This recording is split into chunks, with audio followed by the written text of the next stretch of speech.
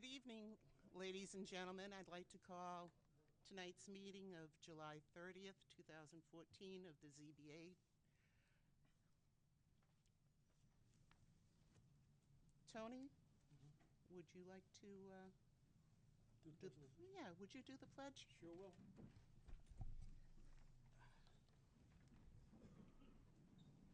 I pledge allegiance to the flag of the United States of America and to the republic for which it stands, one nation, under God, indivisible, with liberty and justice for all.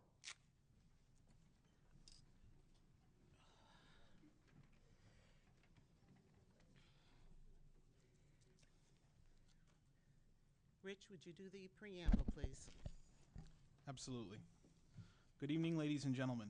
For the benefit of those who have not attended these hearings, the procedure is as follows. The petitions will be heard in the order they were posted in the legal notice. However, the chairman may change the order, with consent of the board, to expedite the public hearing as appropriate. The board will treat all petitioners, their representatives, abutters, and other interested parties fairly and with respect. We allow each petitioner to state why his or her petition should be granted. Following the petitioner's statement, any abutter or interested party is allowed to speak for or against the petition. In the interest of getting all the facts, we will go around a second time. The board may elicit testimony at any point, but we cannot allow any cross-discussion. All discussions must be directed to the board. Also, we ask that you do not repeat yourself or your neighbor's testimony. If you wish to just indicate concurrence, please do so. After hearing all the facts regarding a petition, the chairman will close the public hearing and the board will deliberate and vote on the petition before moving on to the next petition. You can expect fairness and impartiality by this board. The zoning board is empowered to legalize the breaking of the town's zoning ordinance, and this is not done lightly. State law and local ordinances set out criteria that must be met in order for this board to grant your petition. I remind you that it is your responsibility to prove your case so this board has justification for granting the petition. The minimum requirements are listed in the form you received from the Community Development Office, and it would be helpful if you would proceed on that basis. Please turn off all cell phones and pagers. Would all who plan to testify please stand to be sworn in?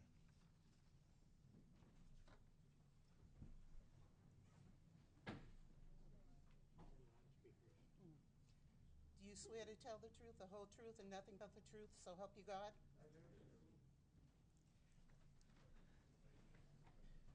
All right, before we go any further, Lenny, would you sit in for Patrick tonight? I think there's enough people who want to speak. They could justify the 3-minute rule. Yeah.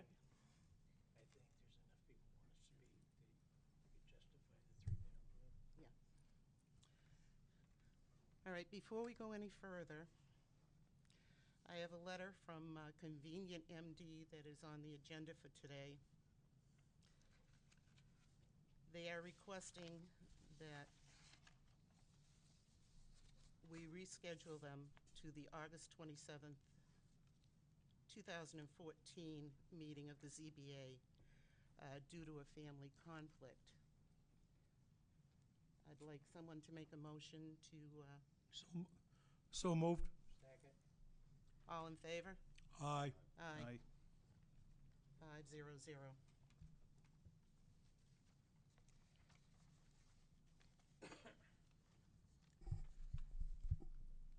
Before we get started, we have a lot of people here tonight, and I know a lot of people want to talk.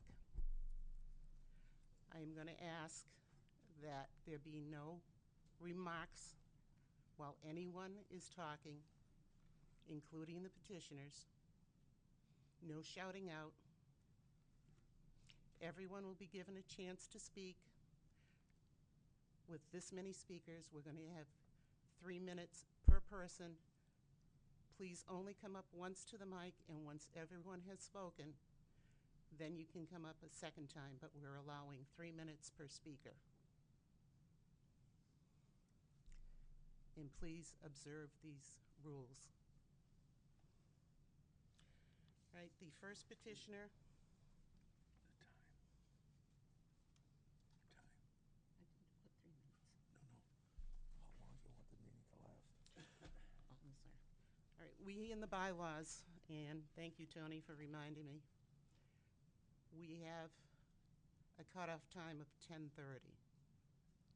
I'm going to ask the board if they want to stop the meeting at 10:30 or go beyond. Rich?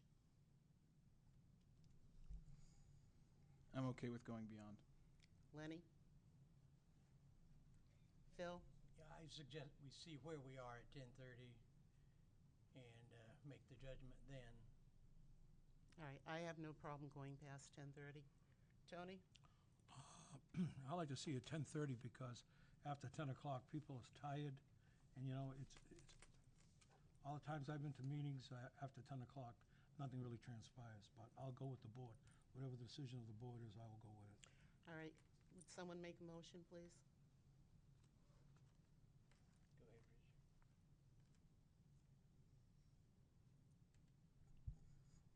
I motion that we extend the meeting beyond the 10:30 point if necessary.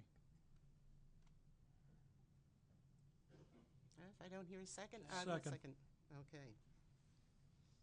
All in favor? Aye. 500.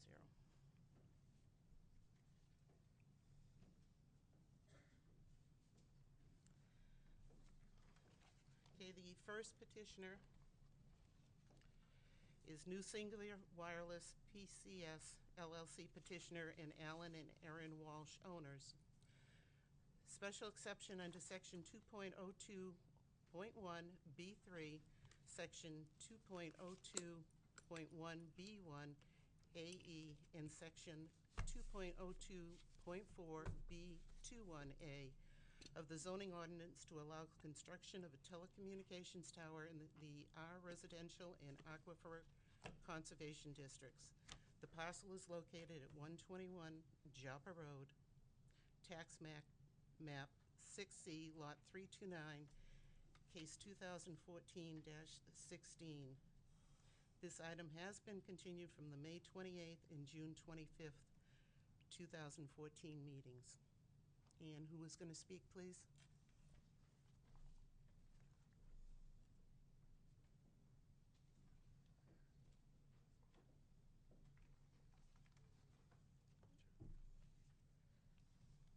Good evening, Madam Chair, members of the board.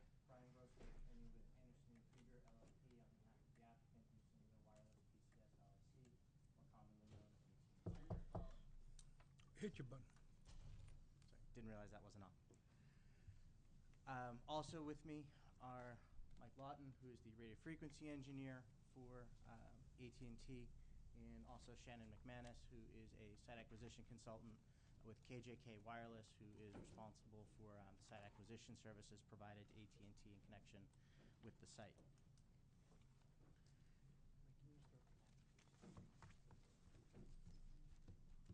Will you sign in, please?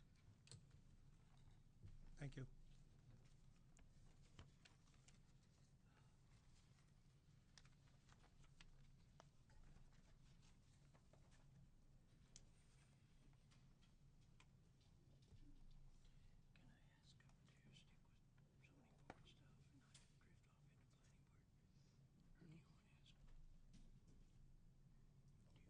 No, go ahead. Yeah. While he's sitting up there, I want to remind you to try to keep it with zoning board issues. Don't drift off into planning board, which is most of the concern here from the crowd. But try to keep it zoned in. We know what you're doing, so we don't need the big picture. What we need is, address the zoning rules the best you can. Thank you. Thank you. We've submitted a fairly sizable submission packet that includes 9 or 10 pages of how, in writing, how the proposal complies with the relevant provisions of the zoning ordinance. So I won't go through those point by point. I assume the board's had a chance to review that. I will summarize and generally present what AT&T proposes and AT&T's need in the area. AT&T for at least a few years has had a significant gap in coverage in this area of Merrimack. Working?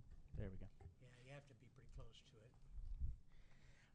AT&T has had a significant gap in coverage in its wireless communications network for some time in this area. Generally, the significant gap in coverage covers Joppa Road, Bedford Road, north towards the town line, to the east near Wire Road, to the west near Mitchell Street, and to the south, not quite this far, but down towards Busick Lake Road. You can see that, and that's just a blow-up of the radio frequency propagation maps we've provided with the application. You can see the green represents the areas of AT&T's current existing network that's currently providing adequate coverage to meet AT&T's quality standards. The white areas are areas that are below AT&T's quality standards for reliable network coverage. The need for the site is in part driven by network developments and subscriber developments over the last several years. The advent of the iPhone, the advent of other smartphones and tablets and things of that nature are currently driving network development for AT&T as well as other carriers. The need to deliver quality, high-speed LTE or long-term evolution services, commonly known as 4G, to meet subscriber demand for data services is a key component of AT&T's site development. The site will also obviously assist AT&T in providing quality voice service as well.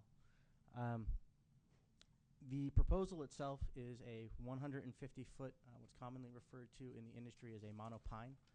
It is generally a standard style monopole, which is then designed and camouflaged to appear as if a pine tree. That is to comply with the ordinance's requirements for camouflaging. It will be located within a 50 by 50 foot compound. It will have 12 antennas along with other hardware, remote radio head units, cabling that will run from the antennas down within the monopole over to AT&T's equipment shelter.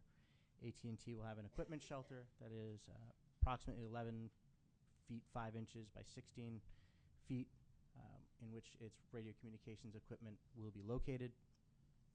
The site is connected to standard utilities, so standard telephone, standard electric, and the site will only be visited 1 to 2 times per month for routine maintenance once it's constructed. It's an unmanned facility, so it doesn't require any water, doesn't require sewage, doesn't generally otherwise burden municipal services, doesn't have any sort of impact on schools or of that nature as well. In terms of a general overview, as far as the ordinance requirements, as I mentioned, the ordinance does require towers to use camouflaging techniques. Monopines are one of those techniques given the setbacks of the tower in terms of its location on the property, the surrounding area, the vegetation surrounding the area. The most appropriate camouflaging technique, in our estimation, was to utilize the monopine style design. It allows for carrier flexibility not only for AT&T, but also encourages co-location. Other styles have other trade-offs and limits in terms of the ability for other carriers to utilize those towers in order to achieve their network development and network requirements, and therefore in order to both meet AT&T's objective to provide coverage to its significant gap in coverage, but also provide for co-location opportunities in the future to minimize the likelihood of another tower being located in the area to meet another carrier's needs. AT&T has designed the facility as the monopine. As laid out fairly thoroughly in the report of the site acquisition specialist, Shannon McManus, who is here, AT&T is engaged in an exhaustive search for a location at which it could locate a facility and meet its coverage objectives. It has taken us through several sites in several years to locate a site that is both available, appropriate, and also constructible, that meets AT&T's wireless communications coverage needs and complies to the extent feasible with zoning. The site provides for the required setbacks. The setback from the existing tower to the nearest property line is over 150 feet, which is the requirement under the ordinance. The site does not adversely impact the neighborhood. We've included a report from a real estate appraiser who has done a site-specific analysis. It's not a general analysis. It's not analysis related to sites in other countries, but it is a review of this specific site and comparing it with appropriate comparables. In that report by Mr. LeMay is determined that the proposed facility will not result in a diminution in property values. Again, that's a criteria under the ordinance. To the extent feasible, it uses the existing vegetation to screen the facility from view. We have provided photographic simulations from a viewshed report that was done, and that's in the application package. We do have on the board copies of the photo sims as well. Because the site is unmanned and has limited traffic, it's only visited 1 to 2 times per month. It doesn't present a hazard to pedestrians or other vehicles in the area. It's not introducing a shopping center or something that's going to create hundreds of or thousands of car trips per day. We're talking 1 to 2 times per month. That's in a typical SUV-sized vehicle, so something that would be very common and not unexpected to be traveling along any of the roads in town, including Joppa Road. So it won't result in any hazard to pedestrians or vehicles. The site design provides for a parking space turnaround for the one vehicle that will be there 1 to 2 times per month, so that adequate parking is provided.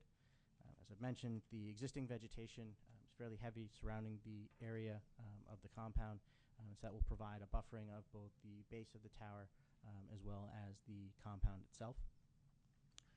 The facility meets the requirement that it be set back at least equal to the height of the tower to the nearest property line. As I mentioned, it's 151 feet to the nearest property line. The tower itself is 150 feet.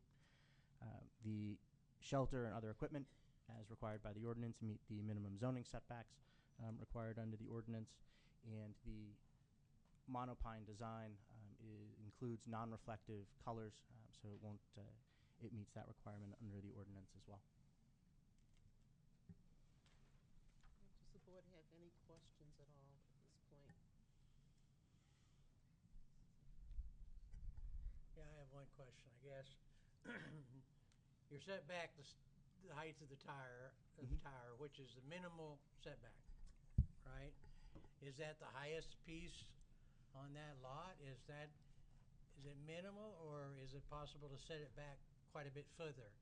It seems like the slope just bends around, and you could be quite a bit further back without losing any elevation.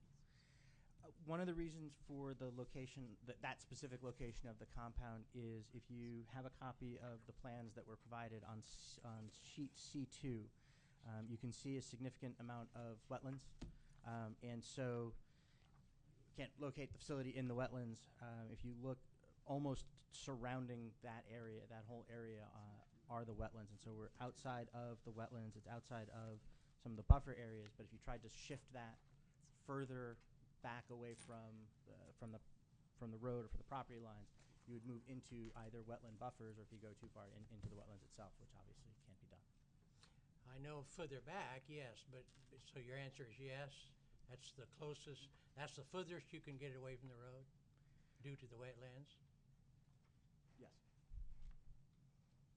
Okay. That's my only question for now, maybe later. You got a question? Go ahead. Excuse me. You specified that that your company, AT&T, looked at different sites. Yes. How many sites did they look at?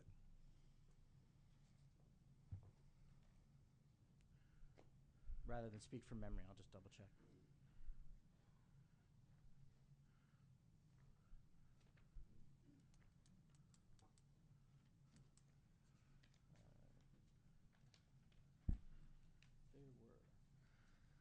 I know it was in there, but I felt... There were 12 specific candidates that were identified and that were raised to the level of investigation and bringing to RF for evaluation, as described in the site acquisition report. Part of the site acquisition process is not necessarily cataloging every specific property in an area.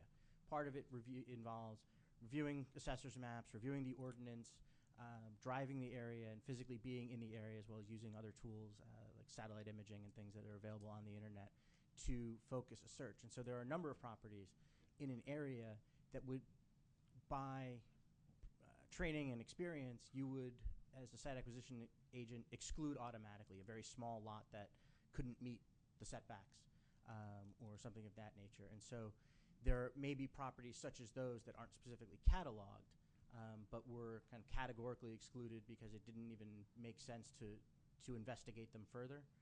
But the 12 that are identified are ones that were identified and fully investigated and vetted. Some did not work for radio frequency reasons. Some were not available for lack of landowner interest, and a couple were not available due to not due to landowner disinterest, but due to property restrictions that could not be resolved. And those are all detailed in Shannon McManus's report. Thank you. To follow up on that? Go ahead. Follow-up question. Just for your knowledge, this zoning board has been quite lax on granting variances on setbacks. So if this gets denied tonight, I don't think you reached out every answer, because we've been pretty we've been pretty good about trying to work with people on setbacks. So don't rule out sites. My concern is too close to the houses is much worse than, a setback. Just for your information. You all set? Yeah. Okay, you have a standard of review there. If you could go through that for us. The points of, is it your Points of law. Points of law. I'm not 100% sure what you mean. I've gone through everything in terms of we've made the written submission that addresses all of the required points. I've summarized. If there's specific question or something you want me to go through, You I'm still happy have to do to it. go through it, so if we have any questions, something that you might have missed or whatever. You started to go through the criteria when you were stating Diminution of specific value. site is an appropriate location, all those different Why don't you lead criteria. me through it one by one? If you want to just go I can through help them you one if by you want one. me to. I don't know. You're talking here in this book. 2.021B3. Yeah, starting with that. As I said, I'm happy. I can read the criteria and then read our written If you response. could, and stop after everyone, after the first one. So if we want to ask any questions on it, we can. I'm happy to do that. I've got 10 pages of written response to the ordinance that we've already done in writing. I'm happy to read it, but just let you know the length and time it may take. Jill, I don't have it. Well, Why don't again, you you hold on a covered some moment? of it in your, like diminution of value, you covered that in your deal, but we need to isolate it so we can talk about each law. That's what I was trying to tell you earlier, was stay with zoning board, don't get off into the planning board stuff. We just deal with the 5 zoning board laws. All right, this There's 5, right? this is, Well, He's not sure what. I know, this is what we'd like you to read right here. It's not 10 pages.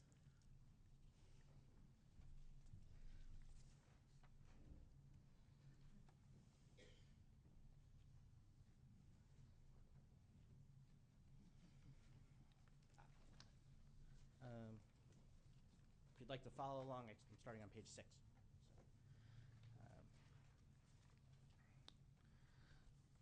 So I'm starting under my subheading B in the letter. The specific site is an appropriate location for a use or uses in terms of overall community development.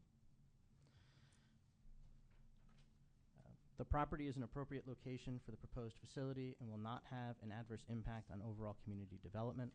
The location of the proposed facility utilizes the existing vegetation on and near the property to help minimize any adverse visual impacts. Further, in order to minimize any impacts, AT&T proposes to camouflage the proposed tower to resemble a pine tree. AT&T's proposed facility complies with this requirement of the ordinance, as set forth in the report of Andrew G. LeMay of Real Estate Consultants of New England, Inc. The proposed facility will not result in a diminution of real estate values in the neighboring area.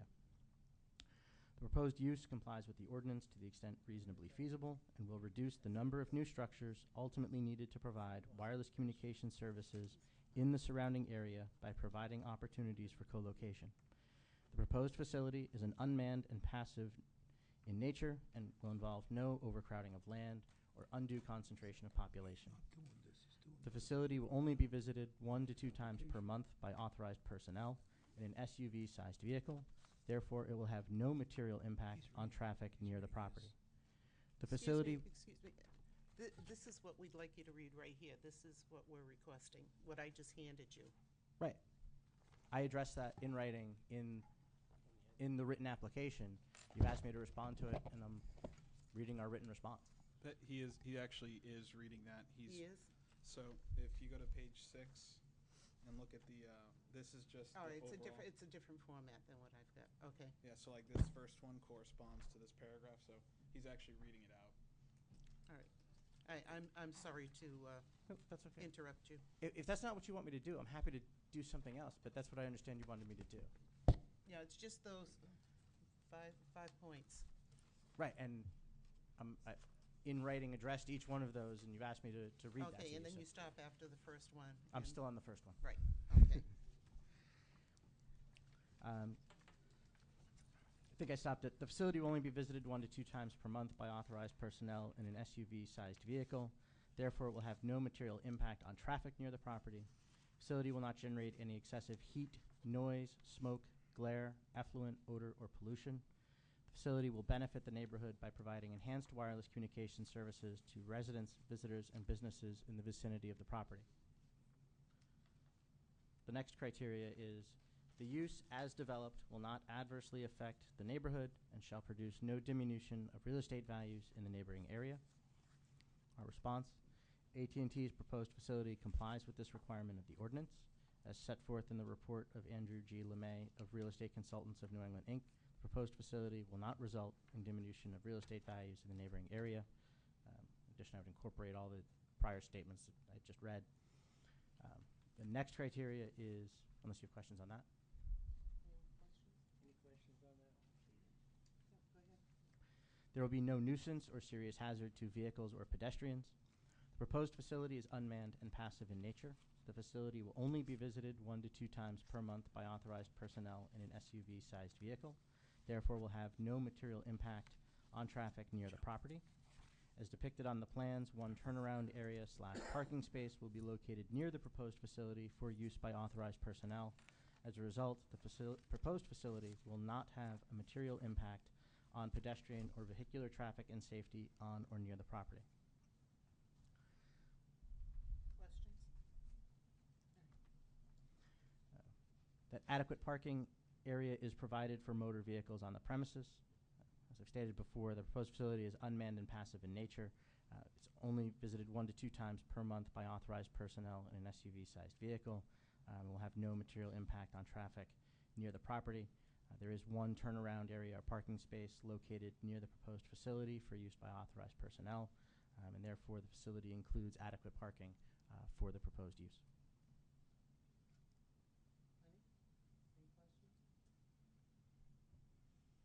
Any questions? And then finally, letter E, a buffer shall be erected and maintained to screen existing residential uses. Buffers may be fence screens, dense plantings of suitable trees and shrubbery, or naturally occurring shrubs and trees. As demonstrated by the plans and photographic simulations submitted herewith, the proposed facility will be surrounded by a dense growth of trees that already exists on the property. In order to minimize any impacts, AT&T proposes to camouflage the proposed tower to resemble a pine tree.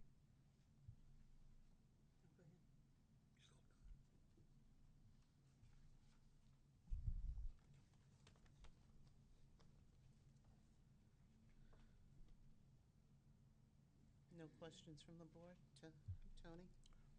The buffer, you said the fence, trees, bushes, sand, what is it gonna be? There's, shouldn't you?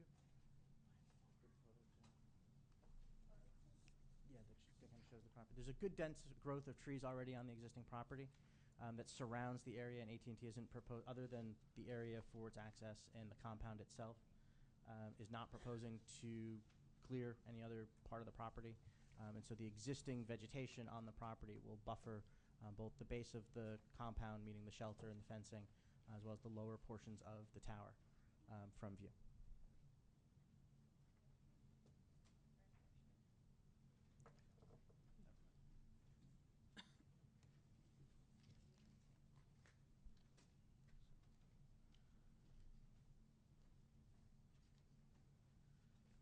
In addition, the existing tree line is also shown on sheet C2 of the plans that were submitted.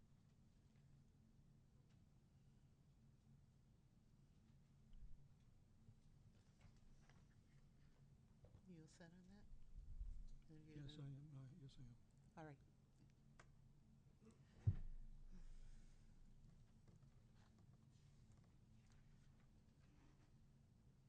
All right, any comments or questions from the board before I open the public hearing? The only comment that I have is that you did a very thorough job addressing the ordinance itself, and so it makes sense. That was all. Please. Thank you.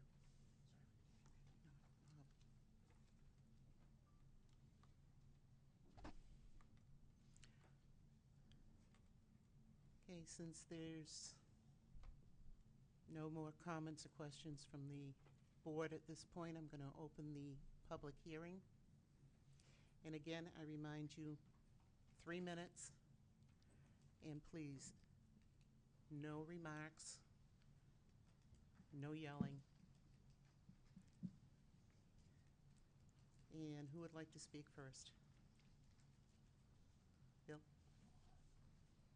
My name is Bill Berry. I live in No, would you come and sign in and sit down at the mic? Either at the mic or over here, Bill. I have your seat. Anyhow, while I'm signing in, I live at 3 Cardinal Court off of Bedford Road. And you've seen the map. There's the tower. I live there. Google says it's that far. It's about a mile as the crow flies. I wished it was even closer. I've lived in town for 40 years, and when I started my real estate business, we didn't even have fax Mike. machines. We didn't even have fax machines.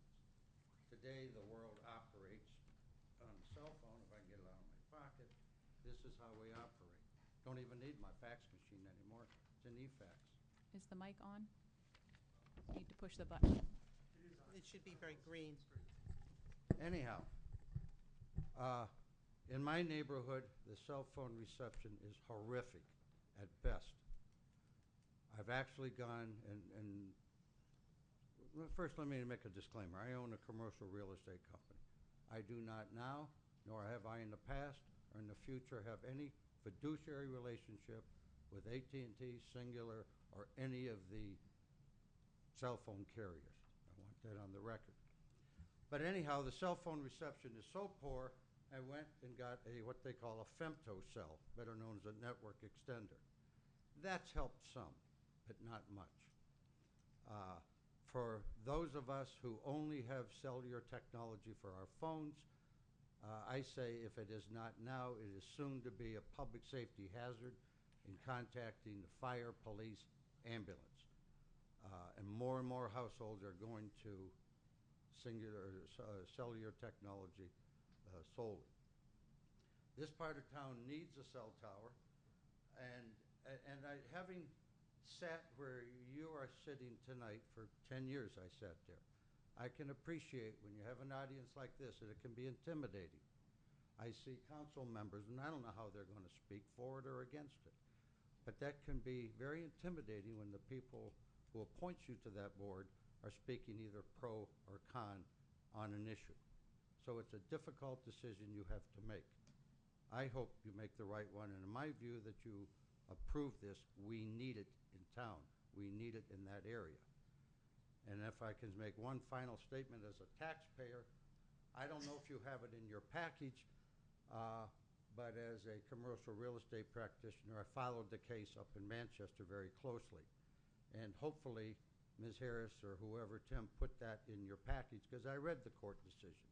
What I would suggest you do is you read that, take out the word Manchester and insert Merrimack, because this is what, in my view, is going to happen. Maybe if it's delayed tonight, eventually, because they have a right to have put that cell tower in there.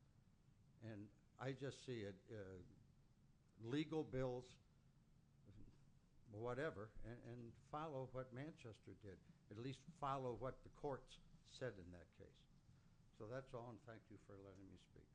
Thank you, Bill. To move this along, if the next person speaking would come on up, sign in, and be ready to start talking, that'd be very helpful. Thanks, Bill.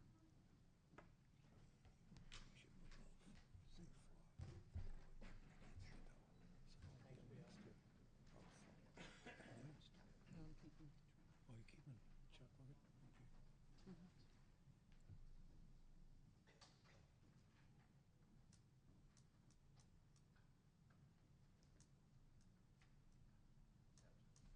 Now, remember, you have 3 minutes.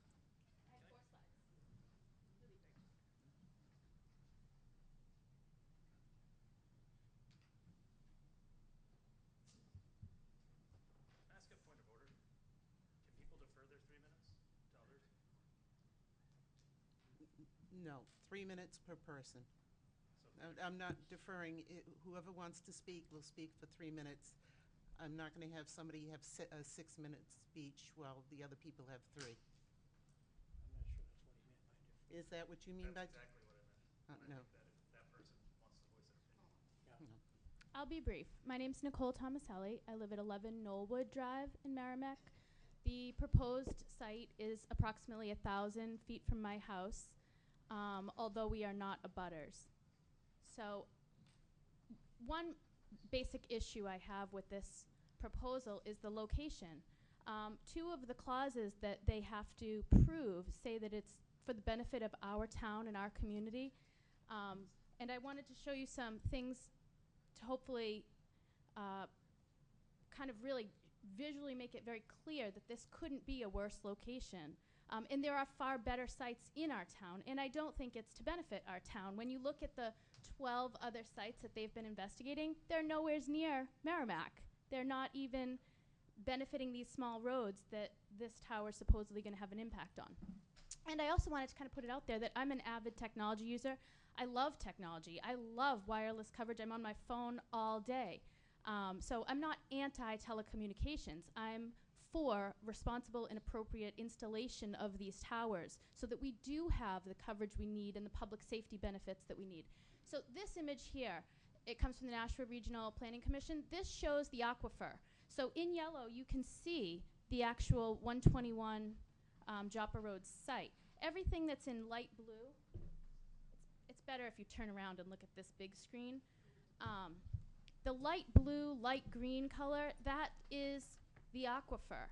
And the darker green is where the transmissivity is higher, so that would be even worse. Where the darker green flow is, there's more water underground in that area. But this whole location is completely underwater. Now, I just want to point out, too, over here, down by Lawrence Road and Bean Road, actually, I think it's this area here, is where our town dump is, or the landfill, or whatever the politically correct term is. So I feel like there are better locations in town that would benefit us for public safety reasons than 121 Joppa Road. Just to also elucidate, for the 12th year in a row, Merrimack has won a national award for our aquifer. We have one of the most prolific and clean aquifers in the entire country. So the fact that we want to build a telecommunications tower on it, or that that's even on the table, is a little appalling, actually. Here are some of my major concerns. There are 10 homes on Knollwood and Ridgewood. It's a very small triangular lot off of Joppa. We are all on private wells. I don't know if the zoning board is privy to that information. I couldn't find it anywhere online, so I'm not sure if you know actually where the private wells are in town, but there are 10 of us on private wells. I want to know if AT&T is going to offer to test our water every year. If you're going to be installing a road and you're going to be installing a propane tank and fencing, and you're going to be, watersheds are very delicate ecosystems. Any type of gravel or paving or rolling is going to have an impact on the watershed in that area. It's going to impact our wells. If I may, you're drifting off into planning board issues. Okay. Let's stick with best use of the land Okay. and any hazards. So one hazard I have is if, and these are unresolved questions that I have as a property owner in the area, if we have some kind of accident, a flood or something happens and that aquifer becomes contaminated and therefore all of our wells become contaminated, who pays for that? What happens to our home's values when our water is contaminated because we irresponsibly put a telecommunications tower in the middle of our aquifer? You know, it just doesn't seem like the most responsible place around. All right, would you place it. wind it up, please? Sure. So this little map, I also want to just make a visual. These are the 12 other proposed sites. And there's some debate about this one down here because the lot is hard to find. So this site on Wire Road, I believe, is a little bit further north. But basically, you can see the area that they're trying to service when you plot the actual addresses. And ours is represented by this greenish color. So that's what I want to present to the board. Is I don't think this is in the best interest of our community. I don't think this is the most responsible location to put something of this nature. Okay, thank you. Thank you.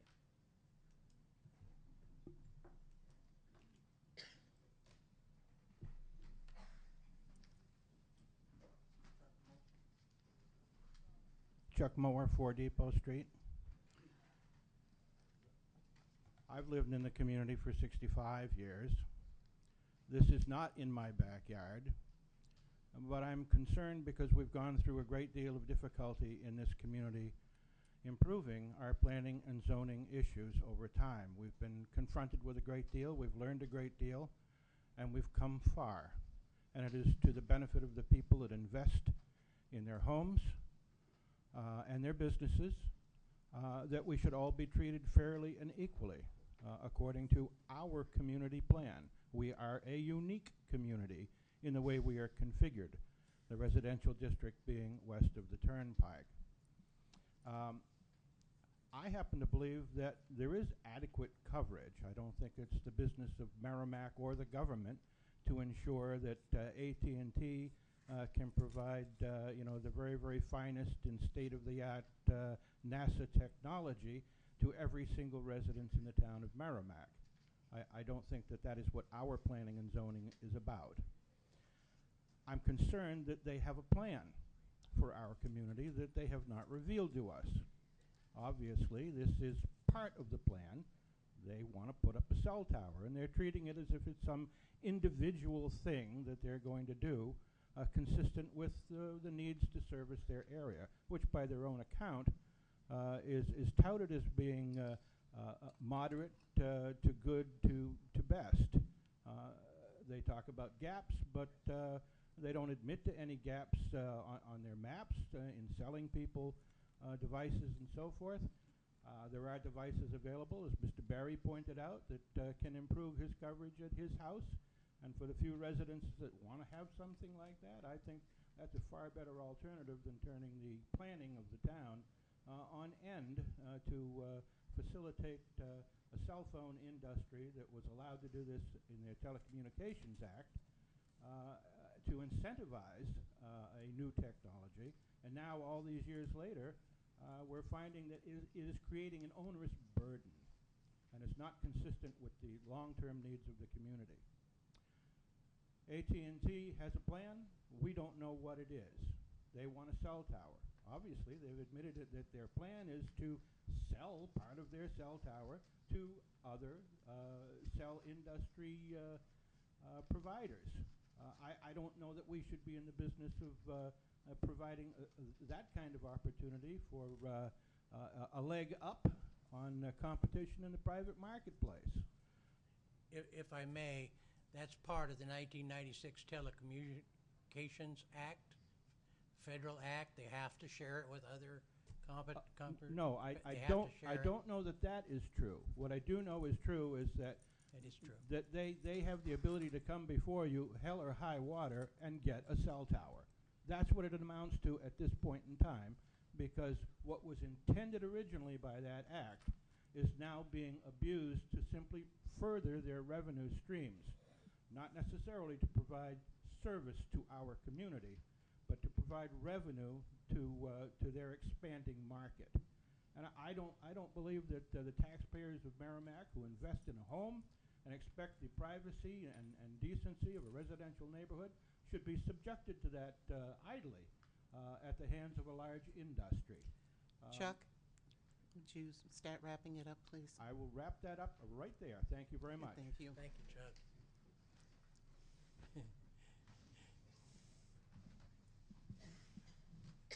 Good evening, Madam Chair, Phil, Lenny, Tony.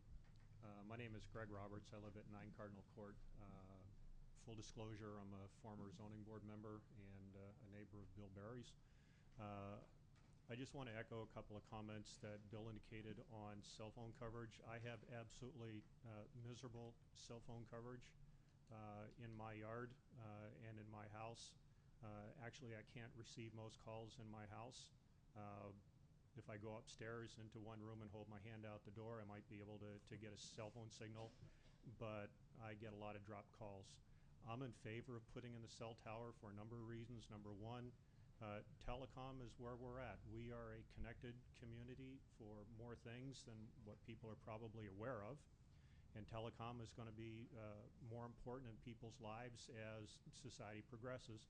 Merrimack's not going to be any different. One piece of technology that I find really interesting, and I'll just share with you, is I'm in the Civil Air Patrol, and we're involved in search and rescue. And we've been getting phone calls recently from Lands and Forests and State Police asking us if we would go help look for people that wander off. Well, there's a technology out there called cell phone forensics, which is a wonderful thing. If you're elderly and you have early onset Alzheimer's, if you decide to leave your house and you're wandering around with a cell phone, we can actually find out where you're walking.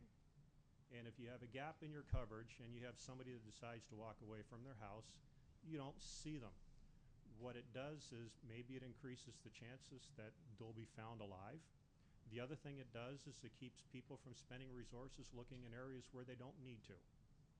And for that, one of those reasons, I'm in favor of putting in another cell phone tower. Thank you. Thank you. Greg, may I ask a question? Oh, Greg, excuse me. you might be just the person to ask. I've been trying to figure out who to find out about this from. Is it true that the airport RF signals, if RF is the right term, the signals from the airport in certain zones and areas can block out cell phone regardless of how strong the signal is at that tower? I'm not aware of Have you that. ever anything like that? I'm not aware of that. Okay, I'll keep searching. I Thank you. actually had another question. So I know you mentioned you're part of the Civil Air Patrol. I actually know other people that are also part of the Civil Air Patrol. Do people in the Civil Air Patrol use ham radio antennas on their houses? Some people do. For example, I'm an amateur radio operator, and I was before I joined CAP. So I have several antennas and technologies that I can use in my house. I've had them in my car, and I Okay. also have portable radios. So you have the ability to broadcast an RF signal from your house, correct? That is correct. How far can you broadcast? I can bounce a signal off the moon and talk to somebody in Japan. That's Okay. what ham radio is all about. But the point is, we have very specific license grants and frequency grants for what we're allowed to use, and we're also power restricted.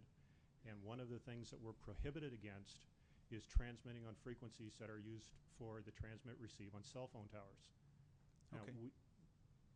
there is equipment out there where you can listen to, but it's not worth it. Now, has anyone complained about your broadcasting of RF frequencies from your house? No. Never? No, if somebody had ever lodged a complaint against me, I would have been contacted by the FCC. Okay. That was all I was curious about. Thank you. You're welcome.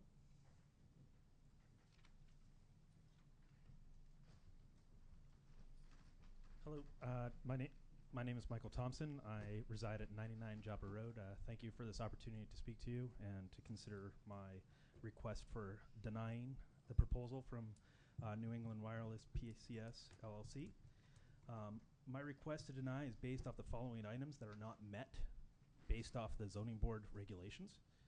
The application does not show compliance with section 2.02 of the Town of Merrimack Zoning Ordinance and Building Code. No study has been provided by an independent source to assure that it meets the requirements from B, general prohibitions. No use of any kind shall be permitted in any district, if in any way should be injurious, noxious, or offensive by way of odor, fume, smoke, dust, vibrations, noise, light, or other objectable features, or if it would be hazardous to the community on account of fire, explosion, or any other cause. The planning board shall adopt such standards and regulations as met and may deem necessary in order to help assertion conformance of the above regulations. Number one, we are not the planning board. We're the ZBA. So I took these from the zoning board. This is the zoning ordinance and building code. You just said planning board. That's what I am questioning you. Maybe I typed it wrong. I do apologize. Well, it's mentioned in the zoning stuff. You are correct, but those issues are planning board issues, so. So I took it from the we zoning deal with board. land. We deal with the land, is it proper land use? Is there? So is there- is section 2.02 part of the zoning board regulations? I mean, it's where I took it from. Well, they're both in there. In the zoning Zoning, laws, there's stuff that's directed towards zoning board, there's stuff that is directed towards planning board. For instance, we make a decision, we're supposed to make a decision, does this tower fit in the landscape? Is it disguised, camouflage? Well, we don't know that until after it's built. Planning board would make that decision, even though it's in the zoning law. Well, I guess I know, my it's statement's based off of what I it's too took from complicated. the regulations. So Yeah. if it doesn't apply to you, I apologize. But No, I obviously- didn't mean to interrupt you. I just wanted to point out that there's a fine line between what we have to deal with and what we're not supposed to deal with. If that's not one of them, then that's the building code, whatever. So number 2, I believe the application does not show compliance with section 2.02.1B3D of the Town of Merrimack zoning ordinance and building code. Written evidence demonstrating that no existing structure can accommodate the applicant's proposed antenna if the applicant is proposing to build a new tower. This evidence can consist of an analysis of the location, height, strength, and potential interference, which could make co-location impracticable. I've confirmed that tower NH41424-T at 43 Babusick Lake Road has the opportunity to allow 2 additional antennas at this time. Based off of the applicant's application submitted, that was not reviewed. Number 3, regarding the market research regarding real estate values, report was not provided by an independent company. The company was paid for by AT&T.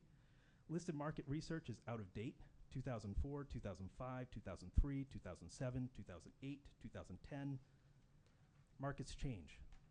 Due to the fact that the market research is out of date and commissioned by an applicant, I would advise the board to not take it into consideration when making the decision. As defined by section 2.02.1, section B1B states the use of development will not adversely affect the neighborhood and shall produce no diminution of real estate values in the neighboring area. Michael, start wrapping it up. You interrupted me for. I'm I just sorry, have a but little you're bit 3 more. minutes. We said 3 minutes. I did interrupt him. I did, but I added on time also. So adverse. Okay.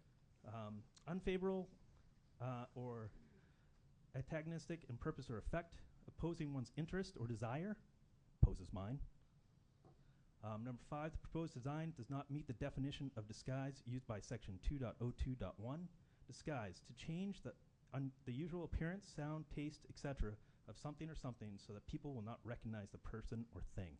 If you can tell me that you can't tell it's a cell tower sitting 80 feet above the trees, that's camouflage? No. You can still tell it's a cell tower. Thank you. Thank you. Thank you. Thanks for your patience, Joe. You've been waiting to speak for a couple of months.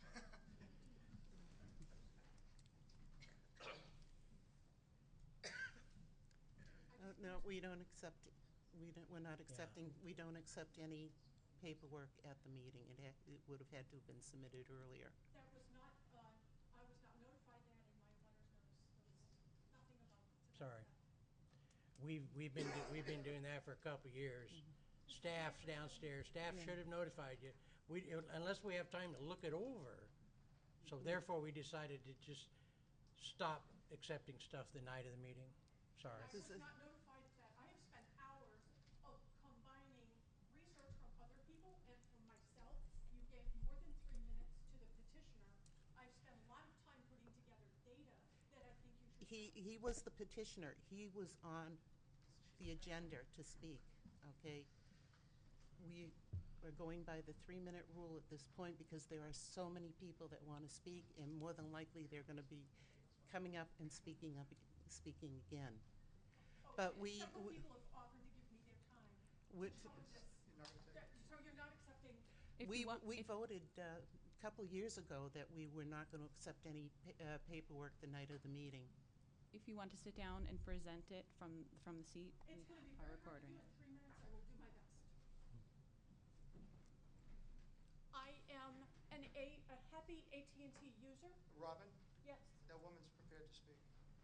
why don't you go ahead? I thought you were next in line. No, I wasn't. No, she is. I apologize, I misspoke. Can you state your name, please? My name is Robin Warren. I live at 17 Knollwood Drive. The proposed cell tower will be 151 feet from my property line. I am the closest abutter. I am also, as it happens, an AT&T cell phone user. Have been for 3 years. I chose AT&T because that gets the best service in my area of Merrimack. I am on the phone. I run a business out of my home. I'm on the phone a couple hours a day. I have never dropped a call, lost a call, had trouble connecting. I've also been off Wi-Fi for the last 3 weeks and have used it for Facebook, internet, weather, sports, and everything else. So let me try to get through this presentation. Please try to speak into the microphone. Oh, I'm so Thanks. sorry. I just want to put in perspective what a 150-foot tower looks like. Our neighborhood houses are 15 to 20 feet tall to 25 feet. Our telephone poles are regulation 30 feet. Here's the 150-foot cell tower towering over our houses. I used my cell phone to take 450 pictures traveling around the 15 named streets as the significant gap in the targeted coverage area, and took a picture of how many bars I have. At my house, I have 2 bars. So I'm very happy with this coverage I have. Here's a map, the Merrimack GIS map of the local area. That highlights the 15 targeted streets that are mentioned as a significant gap. Here are the street names, and I'm going to white those out. All of those areas have 3 bars. I took hundreds of images to prove this, and I can. All of these represent 2 bars that have at least as good service as I have at my house. These are 1 bar, and here's a key. If you would let me give you my handout, all of that information is in my handout. In addition to that, where there might be significant gaps in an individual house or 2, AT&T provides an inexpensive $200 cell tower, one-time charge, no monthly fee. They provide this free of charge to AT&T users who are unhappy. They also have a distributed antenna system that they are actually pushing in other parts of the country, where they simply put a cell tower on top of an existing structure. It would add 9 feet to our telephone poles, that's all. And that's actually the way the future is going. All of these are citations in major media outlets saying that cell towers are going to become obsolete. Here is AT&T's own coverage map for our area for voice, showing good voice coverage throughout our area. And the red dot is the cell tower location, and this includes all of the 15 named streets. By the way, one of the 15 named streets does not exist, so I was only able to check 14 streets. One of the streets that's listed in the application does not exist. This is the data coverage for our area, and AT&T states that this is the fastest available internet speed data coverage, and that's what we have, the dark orange, throughout our area. Now, I also wanted to look at the other locations that they had considered for cell towers. There's Joppa Road. Here are our named streets that are named in the application. Here's a 2-mile circumference around the proposed cell tower location. Here's a key. Here are 8 cell tower locations, most of them in Bedford, that were ruled out because they do not provide sufficient coverage for the significant gap. I can see why. Some of them are 3 miles away. Here are the 4 alternate cell tower locations that were considered. 2 of them were denied by restriction, and 2 of them the owners refused to work with them. Robin, Yep. Would you start I'm wrapping wrapping it up. up? Okay. Here are all the town sites that were not considered. This is town-owned land, not school, that might be appropriate sites. And I wonder why they only considered alternate sites to the north and northeast, none to the west, south. If we really are the significant coverage gap, which I don't believe we are, why did they not investigate any other sites around our area? And finally, the Ninth U.S. District Court, Circuit Court, ruled that a significant gap in coverage is not sufficient, that the radio frequency maps did not prove that there was a significant gap in coverage. And in fact, a gap has to be truly significant, and the TCA does not guarantee that there will never be any dead spots. So there is precedent for saying that if there's not a significant coverage gap, the tower should not be approved. I oppose the tower and ask you to take these things into consideration. We already have excellent coverage for AT&T, and if you don't have an AT&T cell phone, I suggest you get one because they're fantastic. I love the company. Thank you. Any questions? Thank you. Hi, my name is Raquel Perez. The green light is on. Can you hear me? Yes, hi. I live at 48 Bean Road, and I am going to be very brief. I actually had AT&T as my telephone user. Prior to AT&T, I had Verizon. I had horrible coverage, so I went back to Verizon. I have wonderful coverage. I live on one of the streets that were mentioned, so it's a matter of choice. If AT&T isn't the coverage that works for you, then there's Verizon. It works very well. I don't get drop calls or anything. I also have a landline, and I choose to keep a landline because we often lose power in Merrimack, and I can't depend on Comcast for telephone coverage, which is also another option. And that works very well. I keep the landline for a little over $16 a month. It's just used for emergencies. If I have to have to make a phone call out, and it works just fine. So I think that for me, and for others, the telephone tower would not be useful. Okay? Thank you. Thank you. Okay.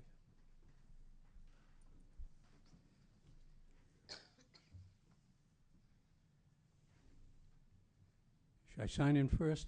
You can sign in, yes.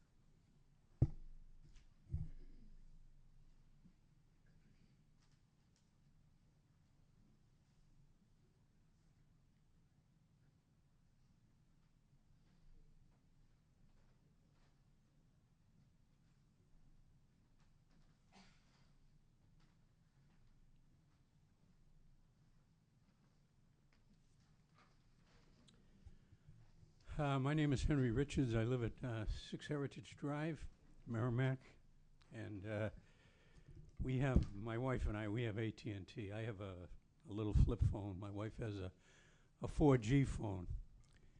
And I had Verizon last year, and I got so mad I threw it against the wall, and I've never had such great reception as with AT&T. And I don't think we need that tower. I think to me, it's a Ponzi scheme. And someone said it's for something down the road, which it probably is. And I think it's probably because my wife and I, we hit all the different streets and everything, and we call back and forth. And my wife's in real estate, and she uses it all the time, and she gets fabulous reception. And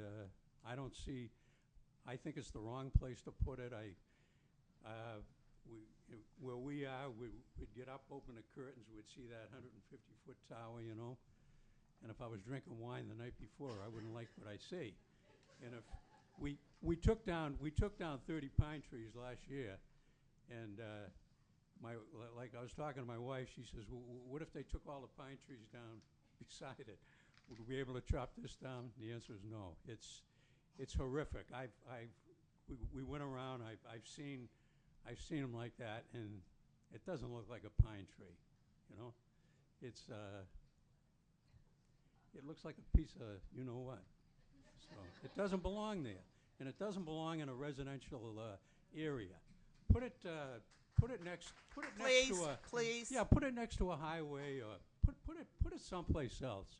Put it in Bedford where they really want it, but the people don't want it over there, you know. Reminds me of Marblehead and Lynn, you know. Hey, put everything in Lynn. I'm just using that as a, it doesn't belong here, and we get great reception, even on my little flip phone and on her 4G phone. Amen, that's it. Are you saying that the reception might be more to do with the actual phone than the tower? I'm saying we get, Some phones work a lot better at the same distance from a tower. Would you agree to that? yeah, we get great reception. We had Verizon, and I've never had such good reception, I know, but some people are saying they don't get it, and some say they do get good reception. I think that The question might be in the phone, not in the tower. Well, I think that what you're basically asking, the answer really breaks down to the 4 different frequencies that operate on GSM and the permeability of the different frequencies. As you move higher in the spectrum, you'll discover that the permeability goes down significantly. So if you're using an older 3G phone, you will notice a difference in coverage than if you're on an LTE network.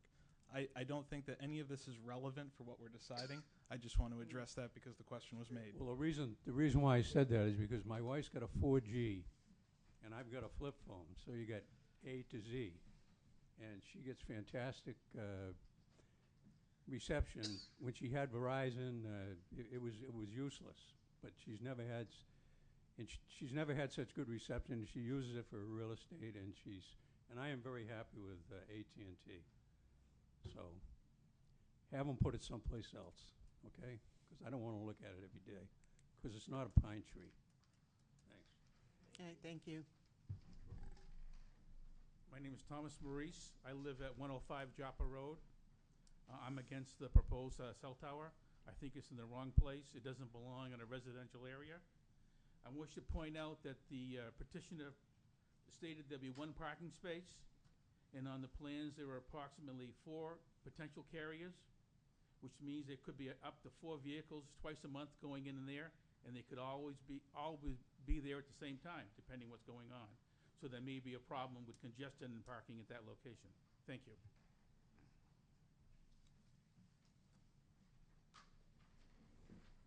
Hi, good evening. My name is Daniel Simonowski, and I reside at 124 Joppa Road, where this proposed structure would be in my front yard, about 10 feet past the 150-foot line. I am a Federal Communications Commission licensed radio telephone broadcast engineer, as well as a radio amateur. I do not believe that commercial structures such as this tower proposal for variance belong in a residential neighborhood. The proposed pine tree stealth structure of 150 feet in height is 70 feet above the current tree line. Having been associated with RF structures for over 50 years, I believe that this proposed tower is overkill at best for the 15 streets that allegedly have no service. At a height of 150 feet, AT&T has made accommodation in this proposal for additional cell carriers to install antennas and equipment, presumably at a premium price that will easily recoup its costs and provide a continuous stream of revenue while not necessarily benefiting the Merrimack residential community.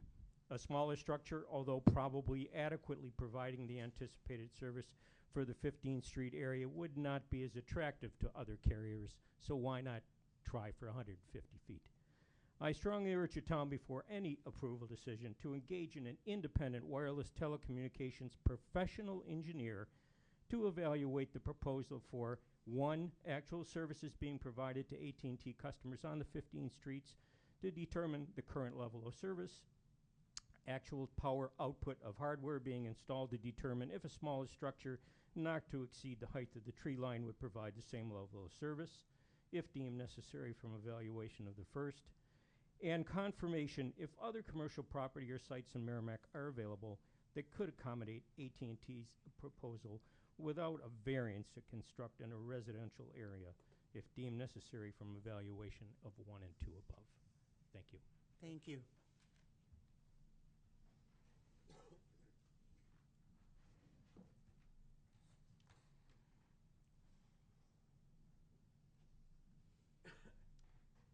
My name is Brian Tomaselli. I live at 11 Knollwood Drive. I've owned that property for 9 years now, and not once have I had a landline. I've had cell phone coverage for 9 years now, and have not once had a single issue. and that is in the supposed coverage gap area. And on the topic of camouflage of this tower, it's going to be 150 feet tall, which is probably 50, 70 feet taller than the existing tree line.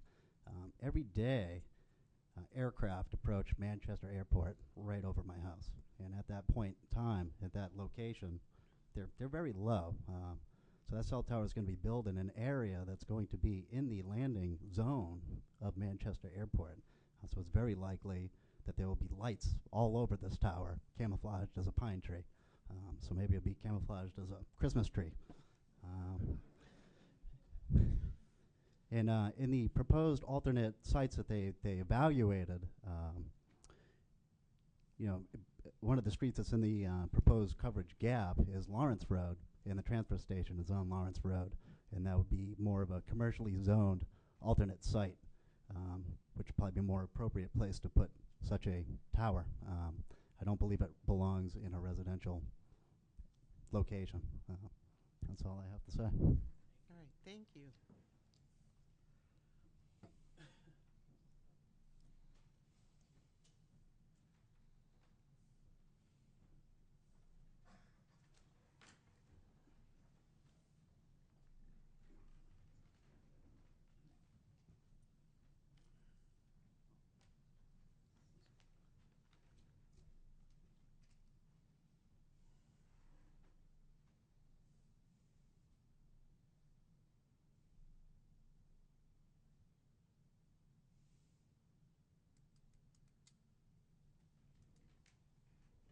Good evening. My name is Finley Rothhaus, and I reside at 14 Kittredge Lane. And much of what I thought I might comment on has already been spoken to. So I think the Telecommunications Act of 1996 at the time was absolutely necessary because nobody had cell phones and communities didn't want towers sticking up through their landscape. Times are different now. There are towers all over. Cell phone use is rampant. Weak coverage is generally minimal at best.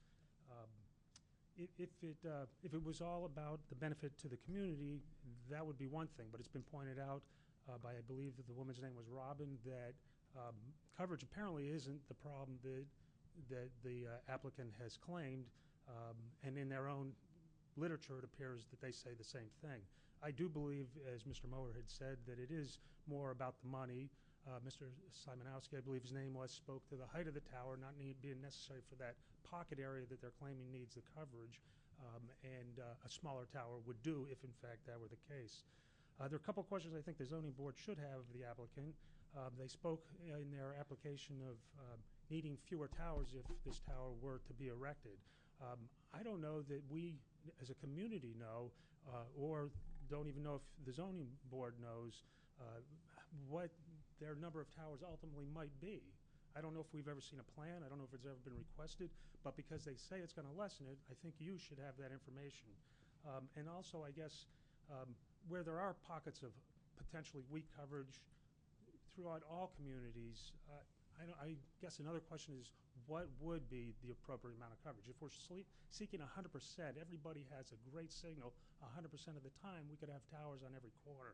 So I don't know that that's where they want to go, but at what point does the Telecommunications Act say, okay, enough is enough? And you, I think, deserve those answers so that you can make a great decision, and I appreciate your time. Thank you. Thank you, Finley.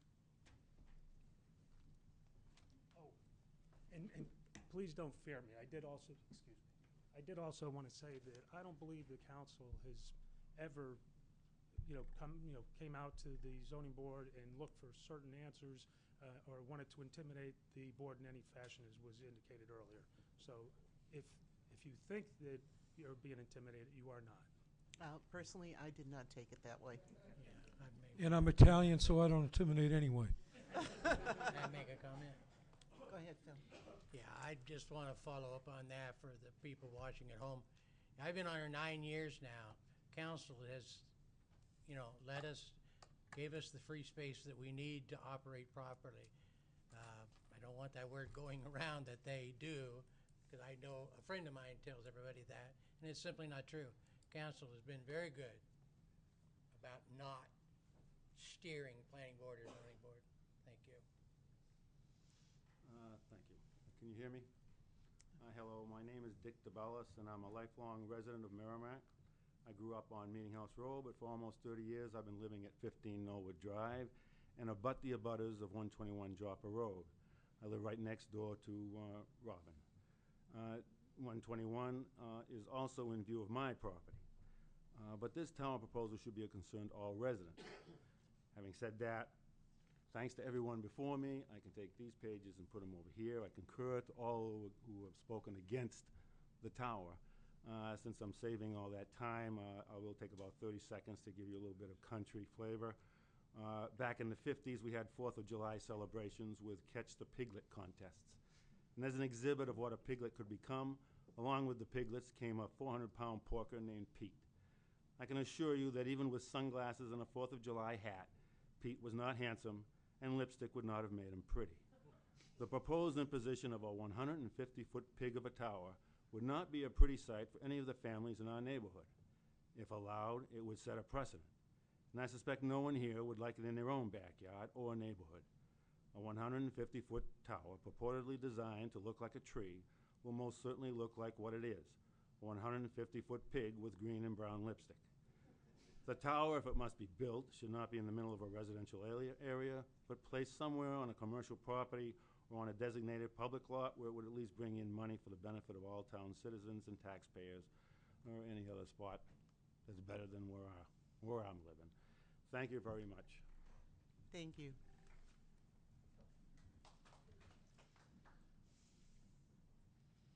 Is there anyone else who would like to speak?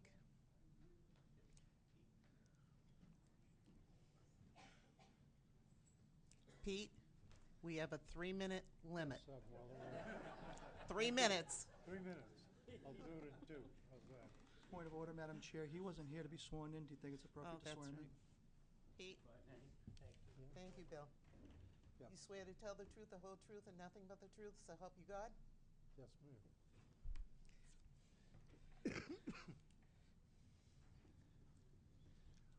I'm going to address the issue in only in the Part A, a specific site is appropriate location for such uses in terms of overall community development because, and the fact is that it really truly is not. The Telecommunications Act does not guarantee that there will be no gaps in transmissions. I think Robin tried to point that out, that there are areas out there that are really, that do have gaps and others that just don't. But that's not the important thing. Overall community development and planning is the important thing. This town is noted for its environmental planning and things that the townspeople have adopted over time.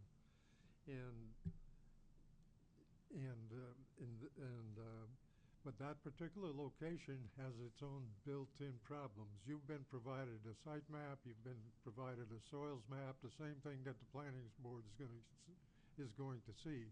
But you should know one particular thing about the location, that it is totally surrounded by pipestone soils at an elevation of 111. The site that they're looking to put the tower on is considered a Hinckley soils. And the water table in that Hinckley soil is typically 6 feet down.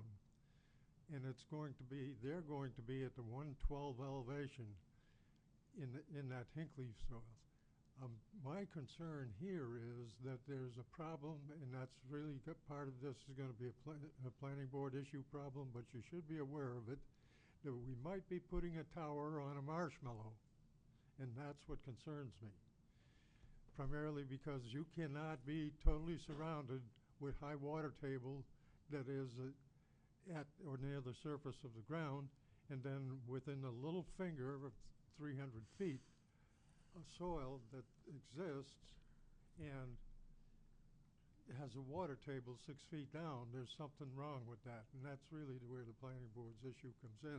But the important thing is it a part of the overall community development? Absolutely not, because we have wetland zoning ordinances, We had site-specific ordinances for industrial, commercial, residential, on-site disposal systems, sewers, et cetera, and so forth. We have a very comprehensive set of regulations in this town to govern the planning, that governs the planning of the town that has been going on for the last 3 decades. And at this point, I think my recommendation is that they have not sustained the burden of proof that there is a substantial need for them to sit on that particular location.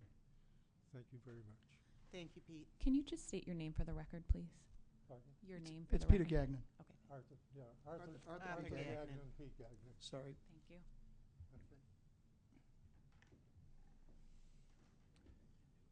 Thank you, Madam Chair. My name is Bill Boyd. I reside at 139 Joppa Road, and I'm a direct abutter to the project, and I do oppose the project.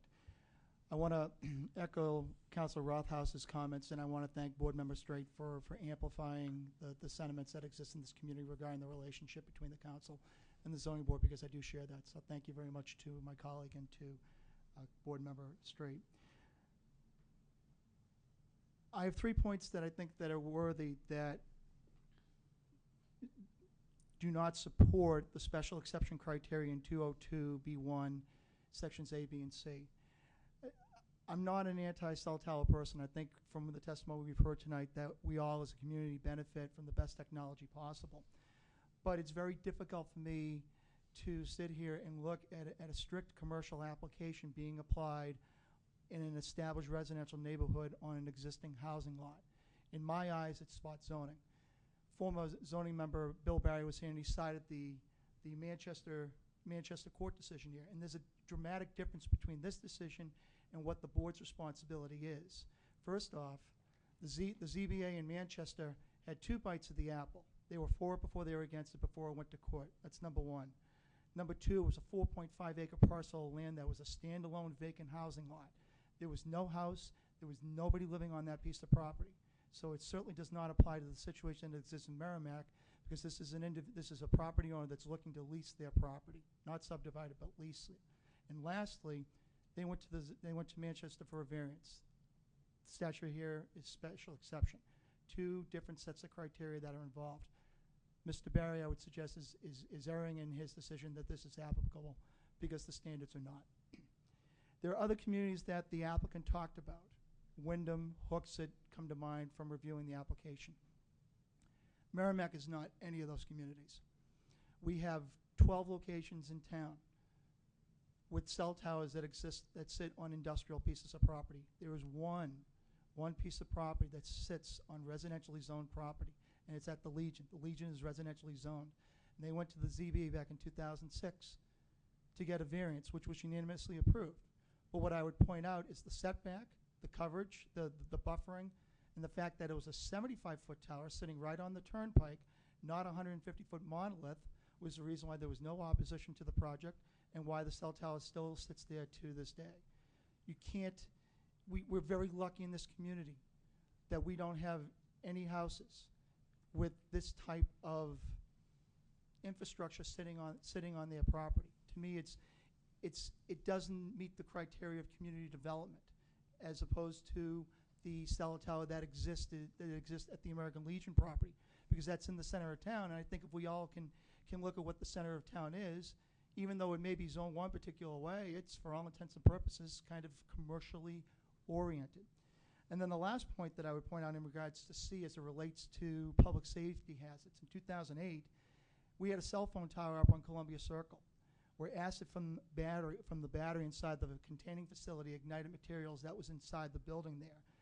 The fire department not only had to respond to put out the fire, they also had to send a hazmat crew to the scene. So imagine if we had that particular situation cited at this proposed location, which sits above, as my former planning board colleague Arthur Gagnon said, is very rich in groundwater.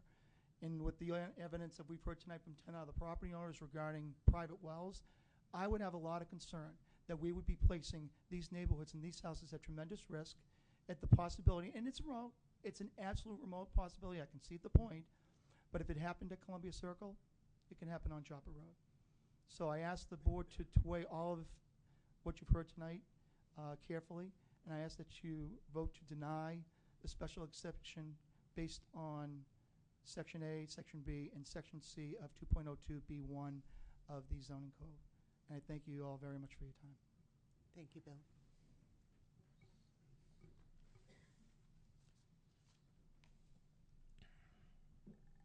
Now, is there anyone else that wants to speak on this?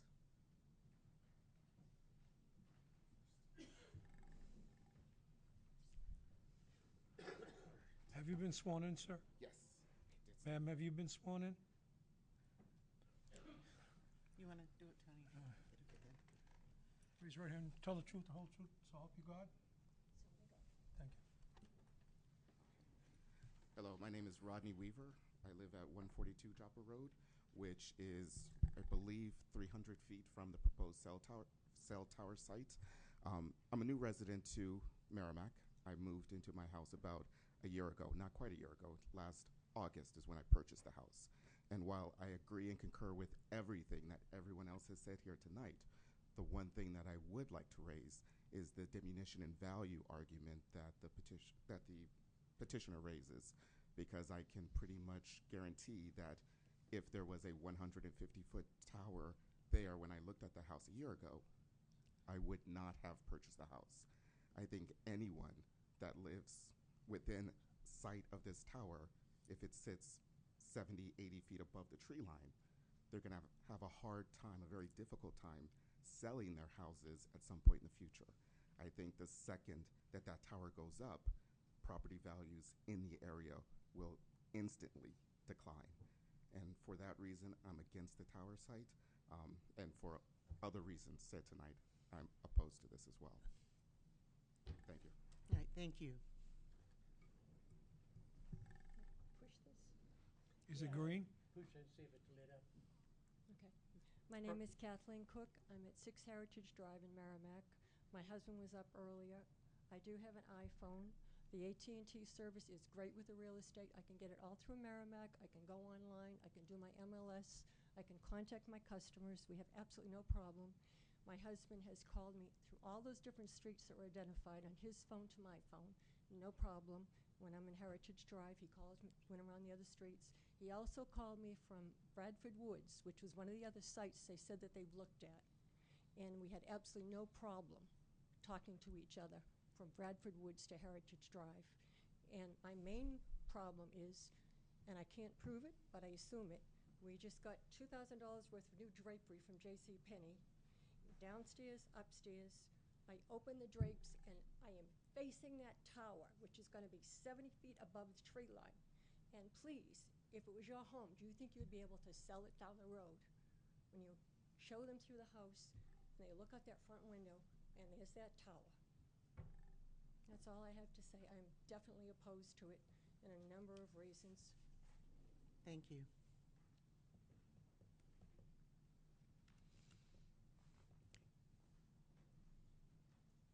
Is there anyone else that would like to speak?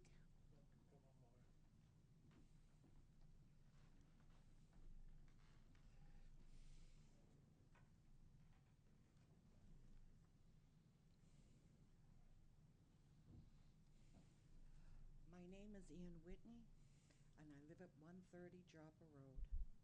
I live straight across the street from the proposed tower. And this winter, every day I came out my front door, there was a large red balloon floating in the air, and I could see it very clearly.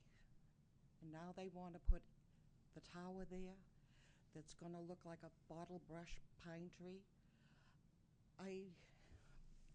When we purchased the property 20 years ago, it was residential, and I knew the property would always be residential, also my piece of property. Both pieces of property are in the current use program, which cannot have any structure on there. They will have to pay a change use tax, and the taxes will go up on that portion of the property. I never thought that they would have put a commercial industry across the street from me, but there is no way I can miss it. And Right now, the trees are growing with plenty of leaves. But from November to April, there aren't going to be any leaves on those trees, and I'm going to be able to see that 150-foot tower. I really wish you'd consider that it was residential land, and there's really no necessary need for a cell phone tower. I have a cell phone, I have a landline, and I have no problems. Thank you. I'm hoping I can just speak again very briefly. There was Just a moment. Oh, sure. I want to make sure that everyone Absolutely. wants to speak for the first time speaks. Is there anyone else here who wants to speak for the first time? Please come up.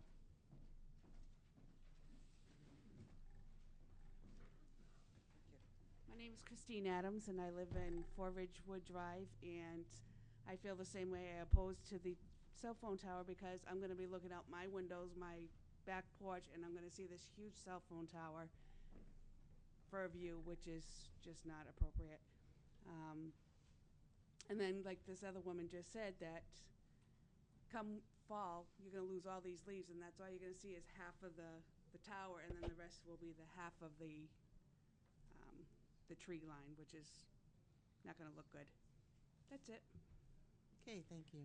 And I have not been sworn in yet because I wasn't anticipating speaking, so. Anybody else going to speak after here? Anybody else going to speak? I just forgot what I was We going want to to say. get everybody sworn in here at one Just time. want to tell the truth, the whole truth, so help you God? I do. You do. Anybody else going to speak? Have you been sworn in, ma'am?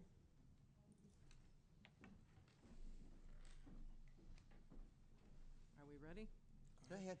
My name is Ilona Lucas. I live at 60 Joppa Road.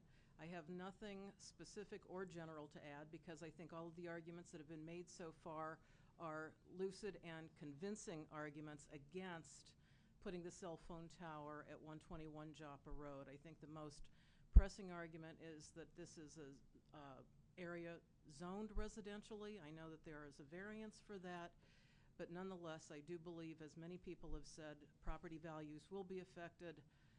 There's no way that cannot happen, and my house at 60 Joppa Road, even down the street, very likely will be affected negatively. Thank you very much. Thank you.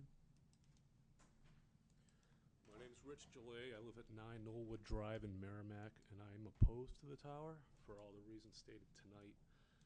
It doesn't take a lawyer to figure out that property values will be affected by this tower. My question is... Rich, before, would you sign in too? Yes, I will. Please. My question is, why the need to camouflage this tower if it's not an eyesore? Thank you.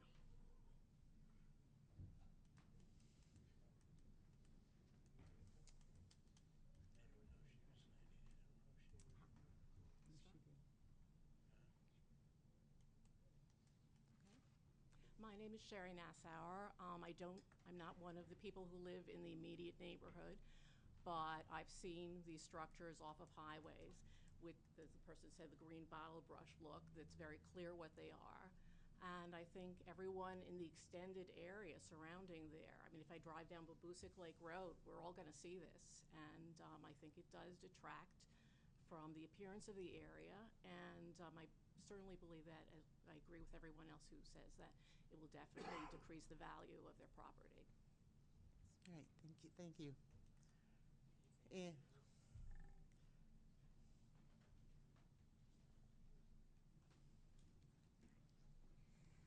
Hi, I'm Bev Fulling, and I live on 116 Joppa Road, and I'm right in the cluster of houses that is across the street from the tower.